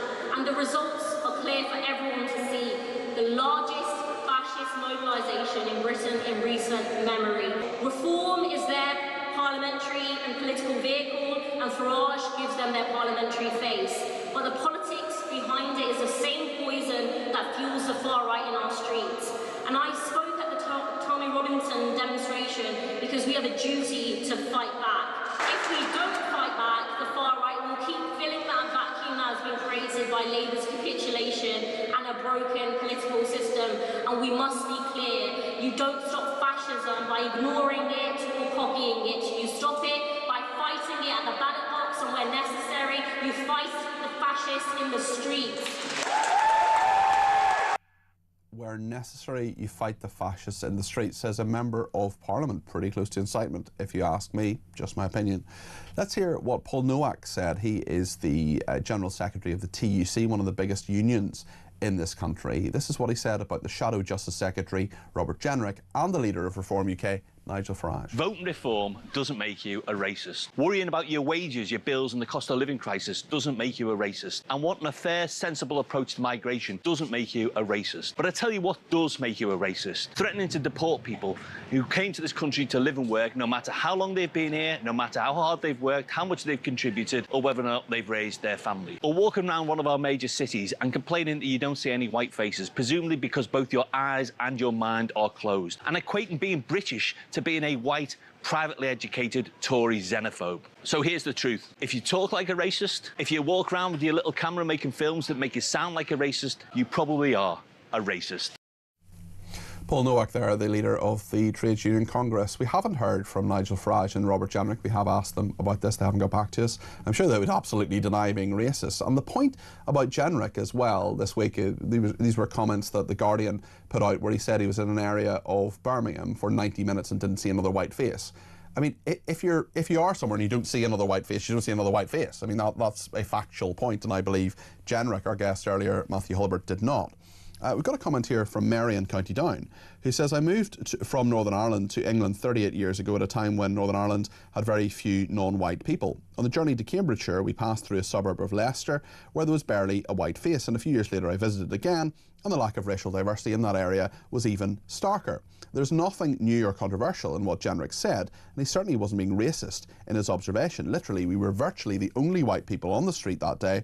It is a long-standing fact that some parts of the UK of areas that are very substantially black or Asian. I moved to Peterborough. I walked home from work every day through an area that was mostly Asian. There was no issue. It was a peaceful and pleasant neighbourhood, but I was very much in the minority. Why are people ignoring facts and manufacturing outrage? I think that is all very, very sensible. Let's get an American view, not just on the question we're asking today about language and politics, about whether political abuse has gone too far. We saw, of course, the assassination of Charlie Kirk there, but also on Trump in regard to the peace deal in Gaza and his threat of an additional 100% tariff on China, which he says is being too aggressive. Matthew Bryza is joining us now. He's a former White House official. Matthew, thank you for your time today. Just before we get into Gaza, we get into the Nobel Prize, we get into China, this whole idea, we're having a big debate here on the programme today about language, about using words like fascist, racist,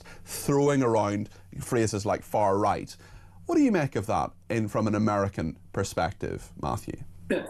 Yeah, and thanks so much, Peter, for having me with you. From American perspective, in my own perspective, I've always thought that when you stoop in an argument or a dispute to the level of calling somebody a fascist or a Nazi, you've given up the argument. You've lost the argument.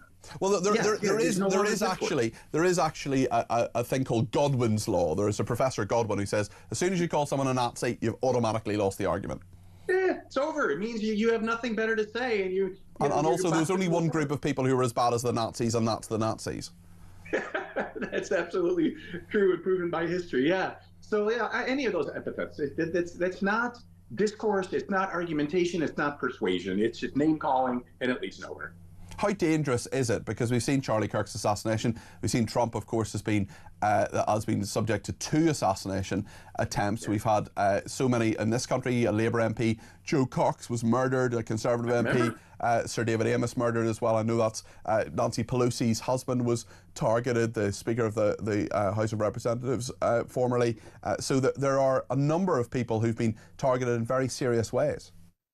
Absolutely, and I think it's the combination of this sort of words that are being said and the way social media stovepipes information flows and reinforces prejudices and makes you think you only hear reinforcing information from your group, so you must be right, so you become intolerant. It's bad, and I think that it's I think Charlie Kirk's widow said it best in her beautiful remarks at his memorial service when she said she forgave her husband's murderer. I mean, that's the ultimate way to dial down the tension and get us back to dialogue rather than name calling. Matthew, let's talk about Donald Trump. He's very annoyed not to win the Nobel Peace Prize. Maybe next year, you never know. That's what I tell myself every time I'm overlooked for it. But on a more serious note, the Gaza peace deal is something that you can love or hate Donald Trump. It is a major achievement. How is it being received in the United States? Just that way. Even, sort of leftist center commentators, some of them, and or ones from newspapers that Trump doesn't like the Washington Post, have all said, we have to admit, this is an amazing step forward. Never would have happened without Donald Trump. I mean, Trump has this unique way of communicating. Some people hate it, some people love it. Sometimes I love it, sometimes I hate it. But his bluntness was the only thing that was going to, A, push Netanyahu to confront his own extremists, and B, win enough of the, I don't want to say trust of Hamas. I don't think there's any such thing, but at least have Hamas realize that the U.S. president is going to try to keep Netanyahu on side as this process goes forward. Without Donald Trump, there's no way this would have happened. Yes, I wonder, just looking back to Biden, some people say this was a very similar deal to what was there a year ago, but Biden failed to get it over the line. Is that a fair criticism? It is. It is. Look, all these settlement proposals are all kind of similar. Like, I was a mediator of a few armed conflicts in the former Soviet space, and they all, look to stop the fighting first, exchange prisoners, and then defer the really difficult political legal questions that are the root of the conflict till later. Because if you can end the fighting, then you have a chance to fight diplomatically another day. So that's what was on the table under Biden. But yes, of course, there was no way Biden, the person, was ever going to be able to push Netanyahu like had to happen, because Netanyahu was constantly humiliating Biden. They hated each other. So there was no way this was going to happen. Netanyahu respects Trump, and I think, a major reason why he respects Trump is that Trump pushes him. Yeah, and that's a very, very good point. Tell us about this threat of an additional 100% tariff on China. Why is Trump so knocked by this? Yeah, that's a great word. It's because it's a very British word. I love it. Xi Jinping announced that China was going to impose sweeping new controls, actually restrictions, on exports of rare earth minerals to the United States. And that mirrors something that the United States did. It's called the Foreign Direct Product Act, which President Trump imposed to make it impose penalties on third parties who would continue exporting high-end semiconductors to China. So initially, this was all interpreted by experts and by me as Xi Jinping getting ready for his upcoming meeting in a couple of weeks in South Korea with President Trump, where they're going to negotiate the trade deal, hopefully. And so Trump didn't take it that way. Trump seemed to take it as Xi Jinping trying to apply pressure in an unfair way on Trump. And so Trump said, well, fine, then I'm not going to go to this negotiation or this meeting with Xi Jinping in South Korea, and I may impose 100% tariffs on China, like he did 135% last April, and then he walked him back. So I think Trump was, A, angered as a human being, and then B, is looking to garner some leverage for himself as he looks ahead to maybe meeting Xi Jinping in Korea. Matthew, thank you. That's Matthew Bryza there, former White House official. Really appreciate you joining us on the programme today. Thanks to everybody who's been in touch, including one person who says if the Tories and Reform really care about the country, they must come together to ensure this catastrophic shower under Starmer is ousted. Another person says the Labour Party can't get basic changes through on benefits. The Tory party couldn't back their leader on Rwanda. Now both parties, especially the Tories, are making big, bold claims again. Does anybody actually believe them? I think it's BS. Trevor in Stevenage says, Peter, how can the convicted felon that is Donald Trump ever be considered for a Nobel Peace Prize when he is sending troops into cities across the UK and they're arresting innocent people just for being out in the streets? He's an evil person and the Nobel Committee know that, says Trevor. Sarah says it's all too easy to throw an accusation of racist without thought. Jenrick was focused on integration. He proved there are issues with integration. Language is important. Sadly, some of their mangle messages or don't bother to engage with the context. David in East London says the nastiness and accusations must stop. Concentrate on the politics. Badenoch is far too little too late. For those whose ears are even pricked up by her speech, don't bother. I come from a print background, offset, litho. If I made a mistake a month, I was out. One would be in any professional walk of life. I think politicians are overpaid, like many have. They've just been at their desks in the last 14 years. Just listen to the callers, says David in East London. Brian says when people resort to personal insults, it shows a lack of intelligence, says Brian, who's got a silly face. I'm joking. I'm sure Brian has a lovely face. Terry in Hornchurch says, just listening to Elaine, she spoke a lot of common sense. I don't care what colour people are, but I do care if they come from a certain culture. We all know who they are, which continues to follow a non-British culture. If people dress like us, speak like us and have the same British values as us, then in my opinion they are British. If not, they should move to another country that reflects their values. Great show, keep up the good work, says Terry in Hornchurch.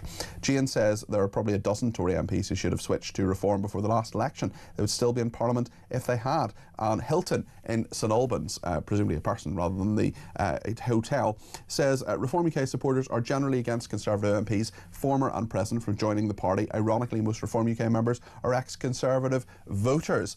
Let's speak to Alan in Salford on political abuse. Alan, you're very welcome to the programme. What would you like to say? Good morning. Well, good afternoon. Good afternoon. Yeah, it's just turned to the afternoon. You're 16 minutes ago. Yeah. Yeah. Well, this Sultana, I can't remember her last name. Zara Sultana. Yeah. Sultana Fruitcake, I call her. But she's actually inciting violence. Now, Lucy Conley got 31 months for something less worse than this. And, it's like me saying, this lot marching today, I believe the police should be on there beating them off the streets.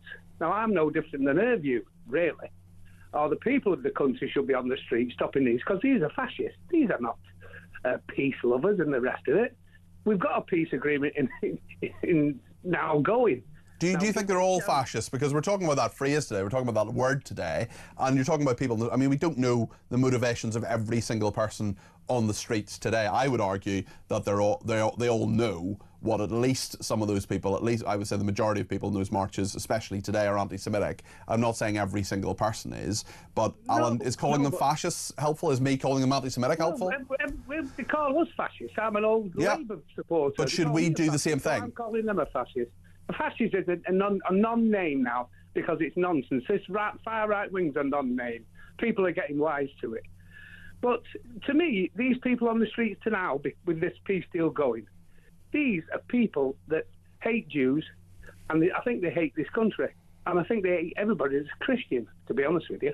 I don't understand why they're marching today. I spoke to someone who is Jewish yesterday who is marching today, and it got pretty heated actually yesterday, and I don't think she was too happy with how the interview went. But my point is, now you're saying, so many of them were saying ceasefire now. Well, you've got a ceasefire, so what are you doing marching? Is it just because you hate Israel? Yeah, well, it must be. They just, all the other ransom mob, they're the same crew that started on with the stop oil, the rest of it. There's just nothing better to do, and I don't know where to get the money from. They should send the DWP in there. Well, you don't need money just to go out on a Saturday afternoon, but certainly it is a question, and a legitimate question, about where the organising funds are coming from. And we know the Palestine Solidarity Committee asked the Metropolitan Police on the 7th of October, before Israel retaliated, but on the 7th of October, as those attacks were taking place as that murdering, raping, maiming, burning people, strangling children, as that was happening, the Palestine Solidarity Committee said, "Joe, I'll just lift the phone to the Metropolitan Police and ask them if we can have a protest next week." And it was 3 weeks before Israel retaliated. So, I think their motivations were pretty clear there. Alan, thank you. That's Alan in Salford there. Loads more comments and opinions coming your way. If you want to get your voice on the air between now and 1 o'clock, remember we're on till 1 o'clock today. 0344 499 1000. Stay with us.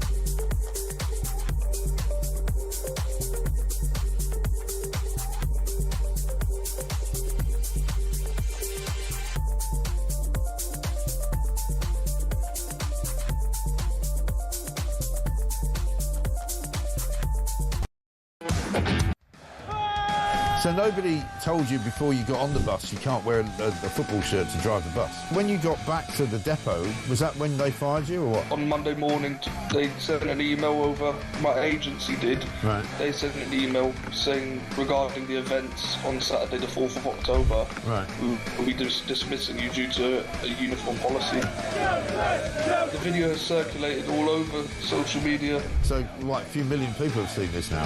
I didn't think it would go so big, but it's quite a surreal experience, I suppose. Yeah, absolutely right.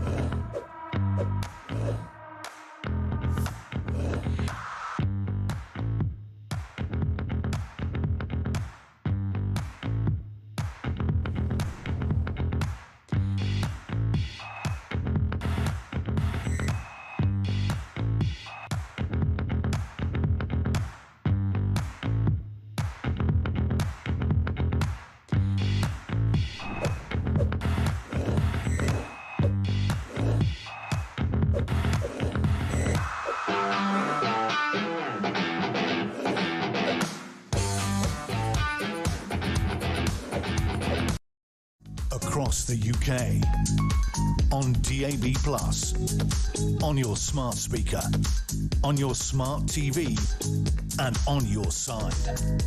This is Talk. Well, thank you so much to everybody who has been in touch. You heard a little trail there for Jeremy Kyle. He is back on Monday with Drive. He's here 4 days this week, Monday to Thursday, and I'm back with Drive on Friday. But I am back tomorrow, fear not, and next weekend, 10 until 1 tomorrow. We've got a bumper show. Priti Patel, the Shadow Foreign Secretary, is on the show. Sarah Pochin, the Reform UK MP. We've got a great debate desk as well. Phil Dave and Maxwell Marlowe as well are going to be on, so loads to discuss. The protest march is starting in London at the moment. We just have some footage on the screen there. You can see people holding all sorts of genocide. I mean, it's factually not a genocide, mate. He can't hear me, but anyway, lots of people holding their banners, calling for an end to the war in Gaza. Well, there's literally a ceasefire. It's literally ending. What are you doing? Go home, enjoy your Saturday, and go and do something else. Anyway, they are getting up to. They're getting organised there and starting their march. Man dressed in a bizarre hat there, probably not the only one. Anyway, we'll bring you the latest on all of that if anything happens beyond crazy people who hate Israel marching between now and 1 o'clock. I'm sure they're not all crazy, and I'm sure they don't all hate Israel, but I would imagine most of them do. Right, let's hear a couple of voice notes. Nick has been in touch in regard to the French. Good morning, Peter. It's Nick in Mansfield. I'm having to laugh at the French. They've got a problem with people crossing the borders from everywhere else apart from Britain, and then leaving France to come to Britain. Are they frightened of them, or some of them they've sent over to us going back? Is that what it is? Cheers, mate. Well, thank you for that, Nick. Let's hear from Ted. You're a fascist is the new you're a racist. Both come from the left aimed at the right to try to shut down any given debate. It's no longer being swallowed. At long last, the right has a voice in Nigel Farage, and I should say talkTV radio. Great shows. Rock on. Rock on indeed, Ted. Thank you very much. Let's go to Michael in Northamptonshire on the point on language. Michael, you're very welcome to the programme. Michael, give us a ring on 0344 499 1000. What would you like to say? Hello, Peter. Hi there. Yeah, just I wrote to my local MP, right, just to say to him, look, you encourage he's a Labour MP, right? Can you encourage your front bench colleagues to dial it down with the language they're using, and the use of terms like racist and so forth, yeah? And in that, I also said to him, I said, I've taken a look at the front bench, and a large number of them are educated or were educated in Oxford and Cambridge, and you wouldn't think they were educated in those hallowed halls to listen to them speaking sometimes. David Lammy, who accused Nigel Farage of flirting with the Hitler Youth, which he factually couldn't do because the Hitler Youth wasn't around when before Nigel Farage was born. That is something that he said. I mean, David Lammy went to Cambridge. Yeah. So, and that's my point precisely. All right. So, and I said, and I was perfectly polite. At the start of the letter, I said to him, I trust you're keeping well and your family are well, etc. And so perfectly polite letter. Right? But I asked him to confirm he would speak to them and come back to me, and he hasn't even acknowledged it. He hasn't even acknowledged it, let alone respond. Well, if you're his constituent, you deserve a reply to that letter, especially a reasonable letter. It's different when people throw abuse at MPs, but you weren't doing that. You were being reasonable. No, and I've written to him a couple of times. Yeah, has he ever replied? No, and that's all I need to know about him.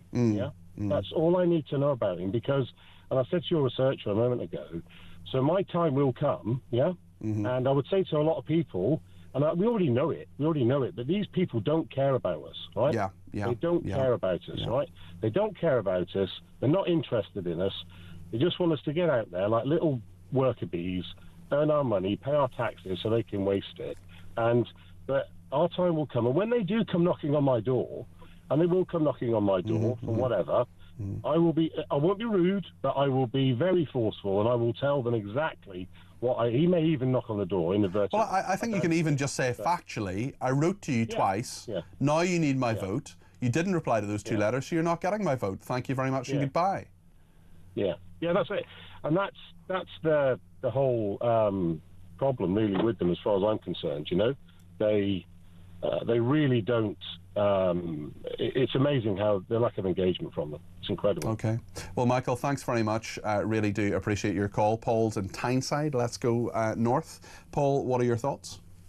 Hiya, Peter. Hi there. It's just to make a bit of a prediction. So, in order for the East to succeed, they need turmoil in the West, and that's basically supporting on the left wing.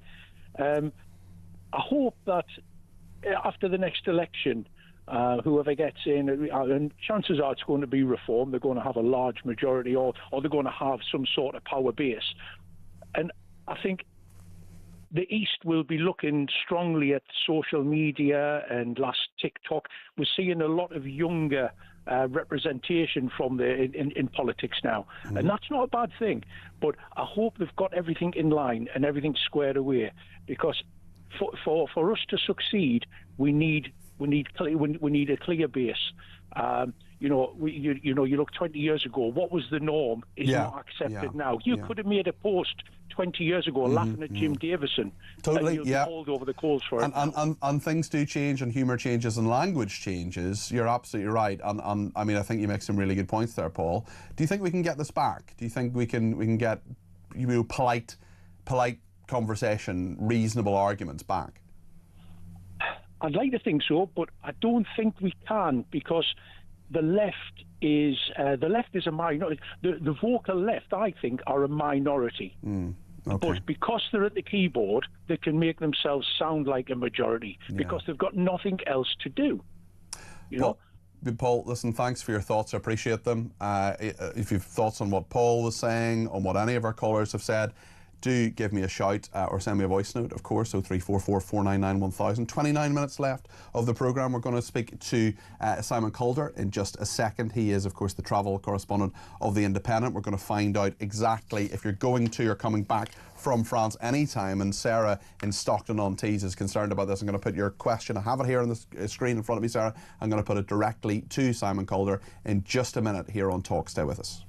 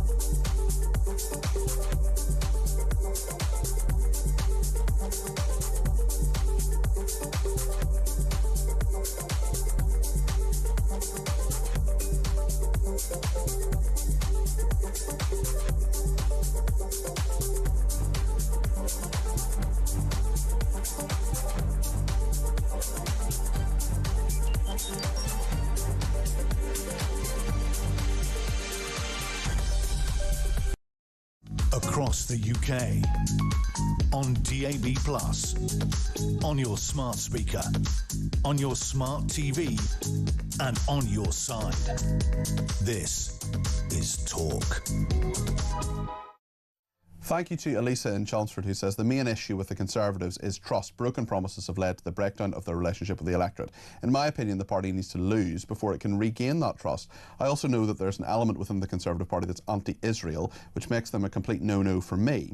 I fear that Islamic extremism has formed an alliance with the far left, threatening the very core of British culture. The language used by some of these people is absolutely insightful and hateful. They're dangerous. As for the hate marches, in my opinion, they represent not only hatred of Israel, but also hatred of us Jews and hatred of Western values. Slogans like globalise the Intifada and from the river to the sea are deeply anti-Semitic. Anyone with half a brain understands the true meaning of those chants and placards. Thank you for speaking up, Peter. Well, thank you, Elisa. And we know this week, of course, the Mayor of London, Sir Sadiq Khan, said that from the river to the sea is, in his view, not anti-Semitic, or at least not always anti-Semitic. Let's hear a voice note from Kevin. Hi Peter, this is Kevin from Southsea, enjoying the show. Your Conservative MP was making very sensible comments, and yes, there's a lot of common ground between Conservatives and Reform.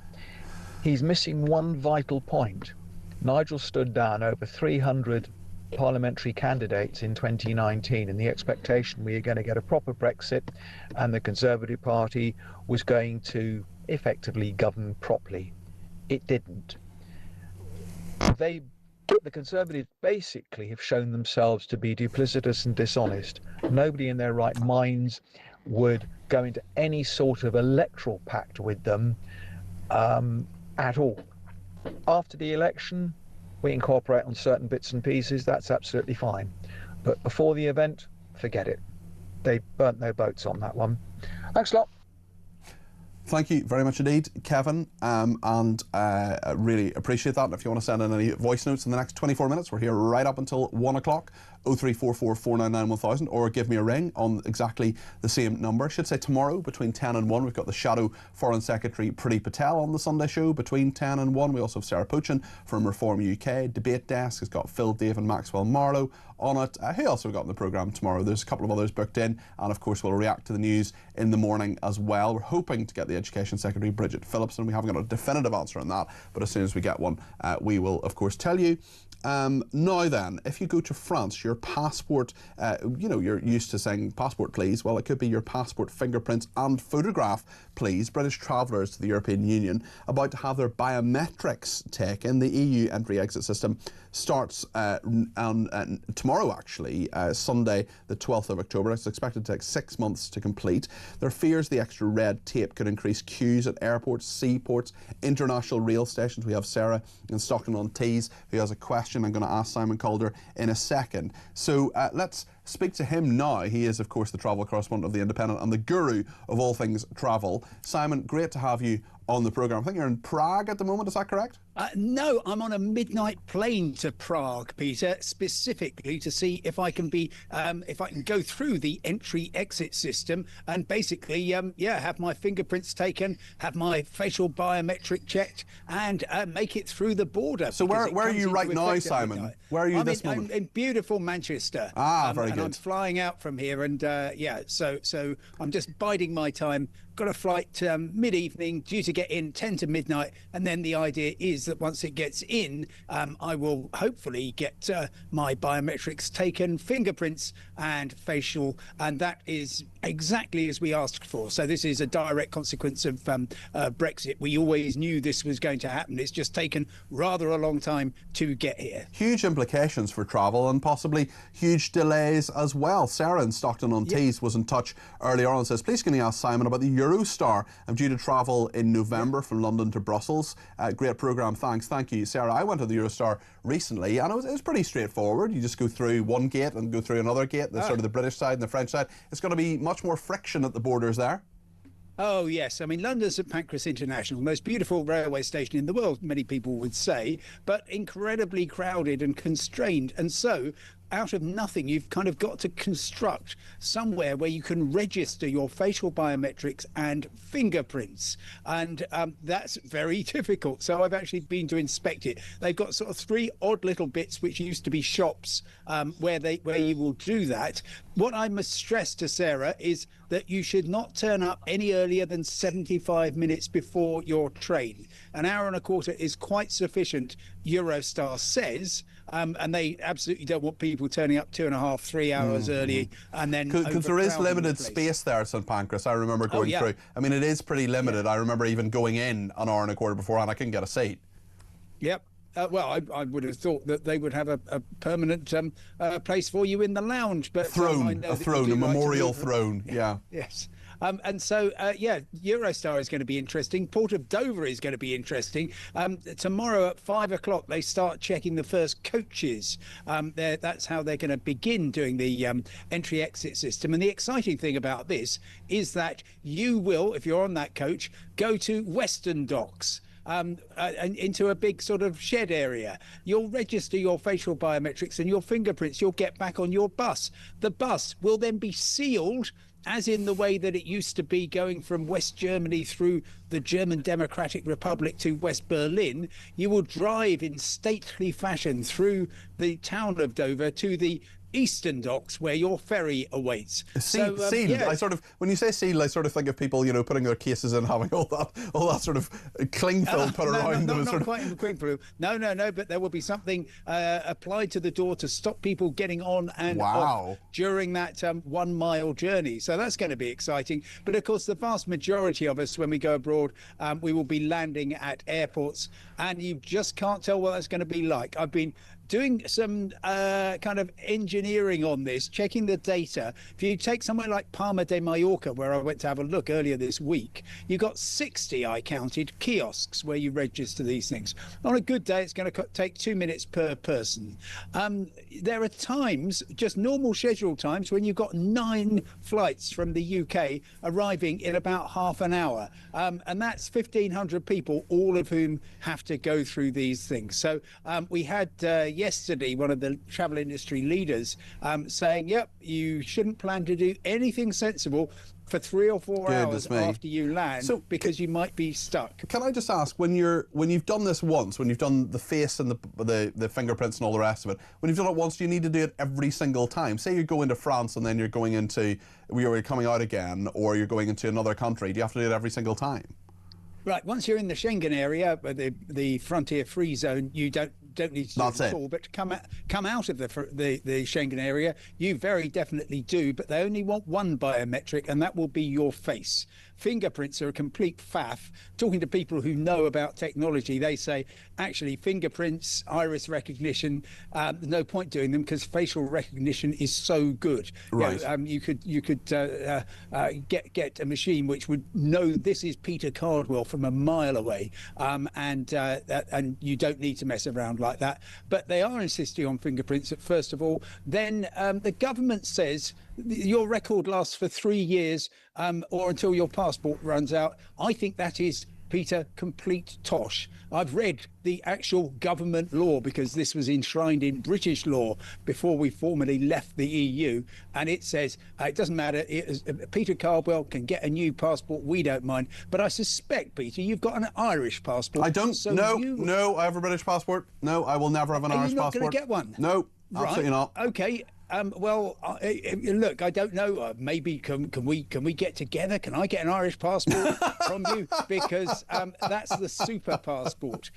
You will just be able to breeze through. You'll be waving as we queue up to have our fingers prints taken. Anybody else with an EU passport just breezes on through. All they can do is have a quick look at your passport. Is this you? Is it valid? Yep, off you go. Have a lovely time. I think being proposed to on air by Simon Calder, it wasn't quite on my bingo card this morning.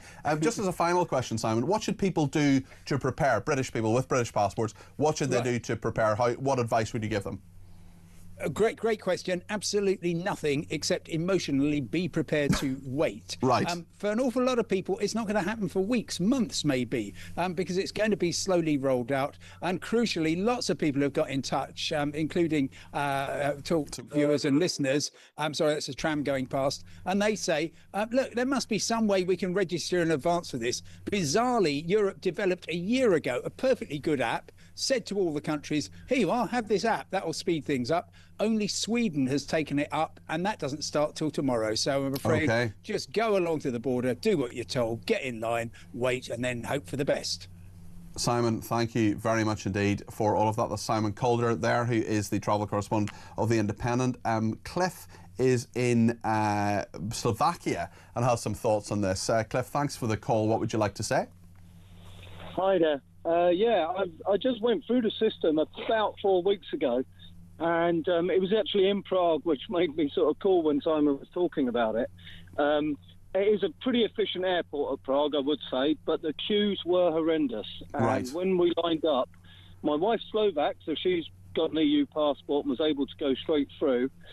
But I started queuing, waiting to do the processing, and the machine seemed to be working. It was just volume of traffic, really. Mm-hmm. But I then spoke to one of the helpers on duty there and said, look, I've got a Slovak ID, which I need to live here as a foreigner. And she said, well, you can go through. You don't have to do this on this occasion. Yes. Now, so whether that's going to persevere once the system is fully rolled out, but certainly the machines are there, people are using them, but it's going to be a slow process. And at peak holiday times, it's going to be a nightmare. Okay, well listen, thanks for that, Cliff, your first-hand experience, really appreciate that. Speaking of first-hand experience, Darren is a taxi driver. He's in Parliament Square, and we can see on the screen, if you're watching, footage of what's happening. Stop Starving Gaza. Well, there's going to be a huge amount of aid that comes in. Free Palestine, exist, resist, return. Well, there are going to be a load of people returning who are internees and prisoners. So stop the genocide. I mean, first of all, it's not a genocide. Stop the war. The war is stopping. There is a ceasefire. Why are these people protesting? It doesn't make any sense. Let's hear what Darren has to say. He's a taxi driver. He's in Parliament Square, and he sent us this voice note. Good afternoon, Cardi P. Darren, taxi driver. I'm literally driving around Parliament Square right now, and all the Palestinian flags are up and out. You've got the University of Bristol flag. You've got a Unison flag. They're just all over the gaff. I thought there was a ceasefire. I'm not sure what they're protesting about. What's going on? What do they want now? I don't get it. Darren, I don't get it either. What are you protesting about? There is a ceasefire. This is coming to an end. I tried to get answers out of a woman called Emily Hilton yesterday. That got a bit fractious. I still don't understand why anybody is down there. The war is ending. If you don't like Israel, just be open about it. If you hate the country, that's fine. And I think we can read into, draw our own conclusions as to why protesters are there. Some of them face to face with the police. It doesn't seem to have got fractious, particularly. In fact, there are what we can see on the screen anyway is totally peaceful from what I can see. But plenty of people down there, and why is the question. Lots more of your opinions coming your way in just a minute here on Talk.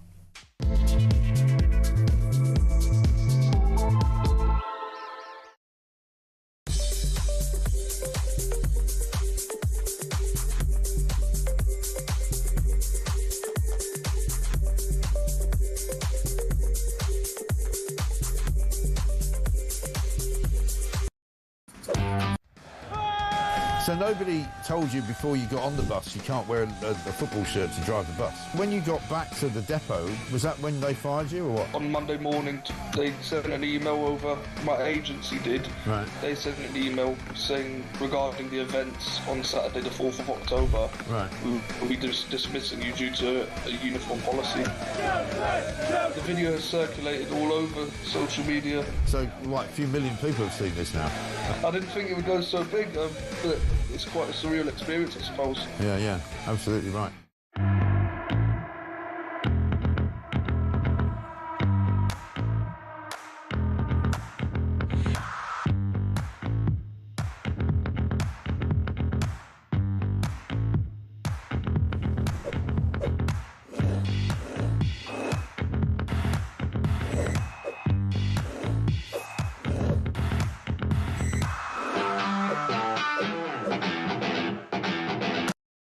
Across the UK, on DAB+, on your smart speaker, on your smart TV, and on your side. This is Talk. As I said, the protest is getting underway in the centre of London. I think we can see and hear what is happening there.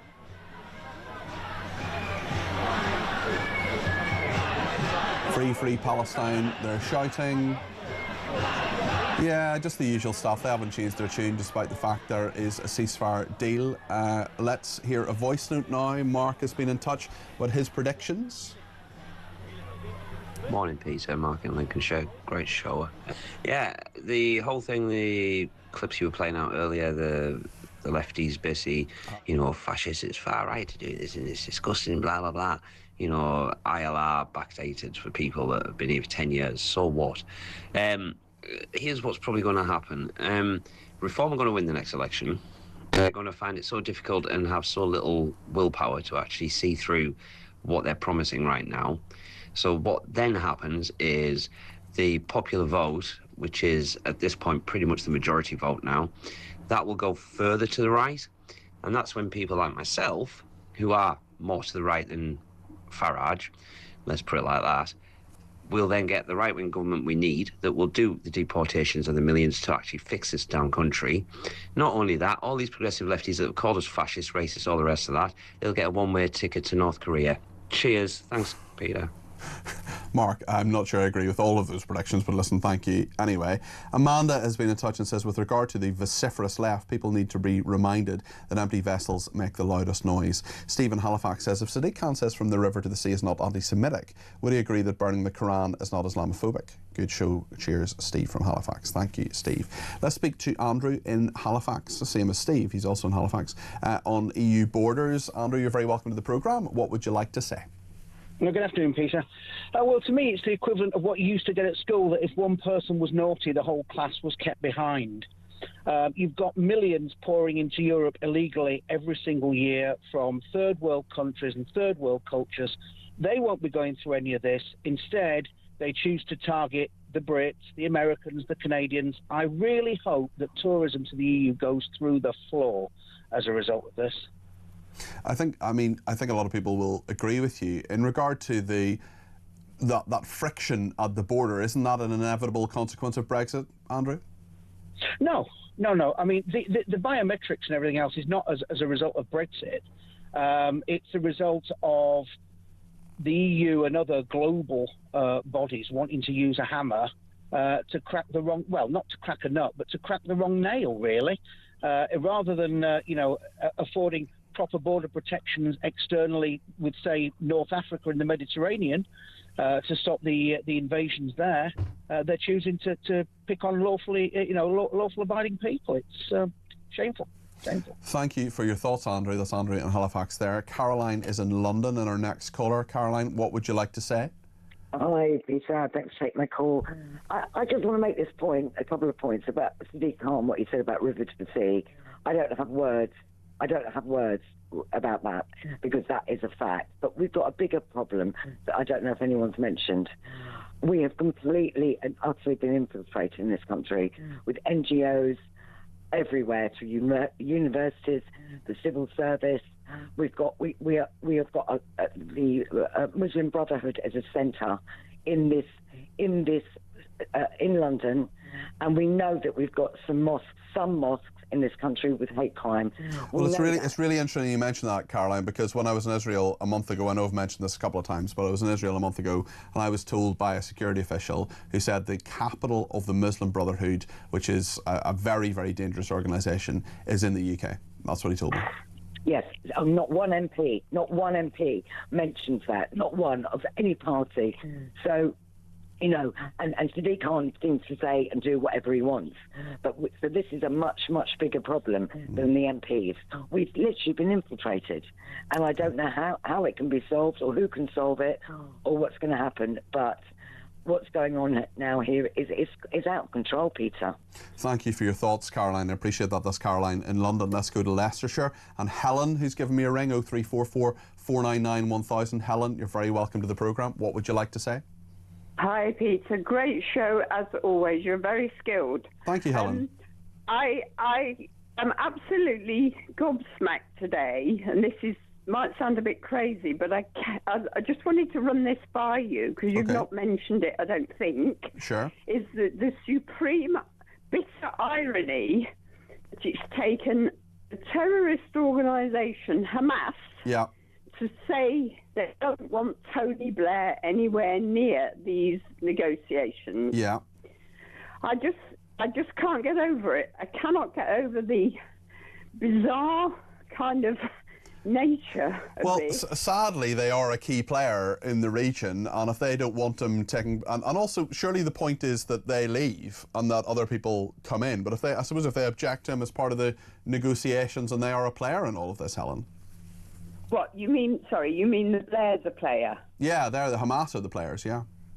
Oh yeah. No, I just think that I personally don't want to see Tony Blair have any influence on anything anymore. Well, I know exactly what you mean, and I think his record in the Middle East is not a good one. Absolutely, I just think it's a bitter irony. Don't get me wrong. I think if there's people that can contribute positively to a positive outcome to this, then that's great. But I just feel my jaw is on the floor. Yeah. A terrorist organisation to express what many people in this country feel that we don't want Tony Blair's influence. Yeah, it's not often many of us agree with Hamas, but that's the point. Yeah.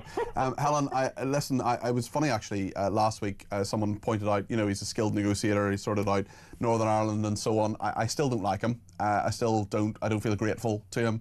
Certainly, peace in Northern Ireland is a wonderful thing. I think many people were involved in that. He was certainly involved in that, not taking anything away from that. But is he the right person for the Middle East? I agree with you, Helen. So listen, thank you for your thoughts. Really appreciate that. Paul in Belfast says, so much for a deal. Belfast city centre will practically be closed today for a massive pro-Palestinian march. I've witnessed them in the past, and the anti-Semitism on display is totally shocking, and the police just watch and do nothing, says Paul in Belfast. James is in Shoreham by Sea and says, I've just returned from Thailand, both times biometrics taken, no hold up. Europe will probably deliberately make it slow as a Brexit punishment. Have a good day, says James. And the final message, as usual, the Ramooner Simon Calder spreading doom and gloom about the consequences of Brexit. But as I understand it, there will not be a 4-hour delay every time you go in and out of the EU, just potentially the first time you do, because after that your right to enter will be checked using biometrics, which will actually be a lot quicker than showing your passport used to be when they're in the EU but outside of Schengen. Well, that is what Simon said, and this is a direct consequence of Brexit, Gary, so I don't think you blame Simon for that necessarily. Let's see if we can do 2 calls before the top of the hour. Lee in Rugby first. Lee, you're very welcome to the programme. How are you doing? I'm good. I'm very well, thank you, Peter. Very well indeed. Firstly, thank you for everything that you guys do at all. Thank you. Well, thanks for your loyalty to the station, Lee. What would you like to say?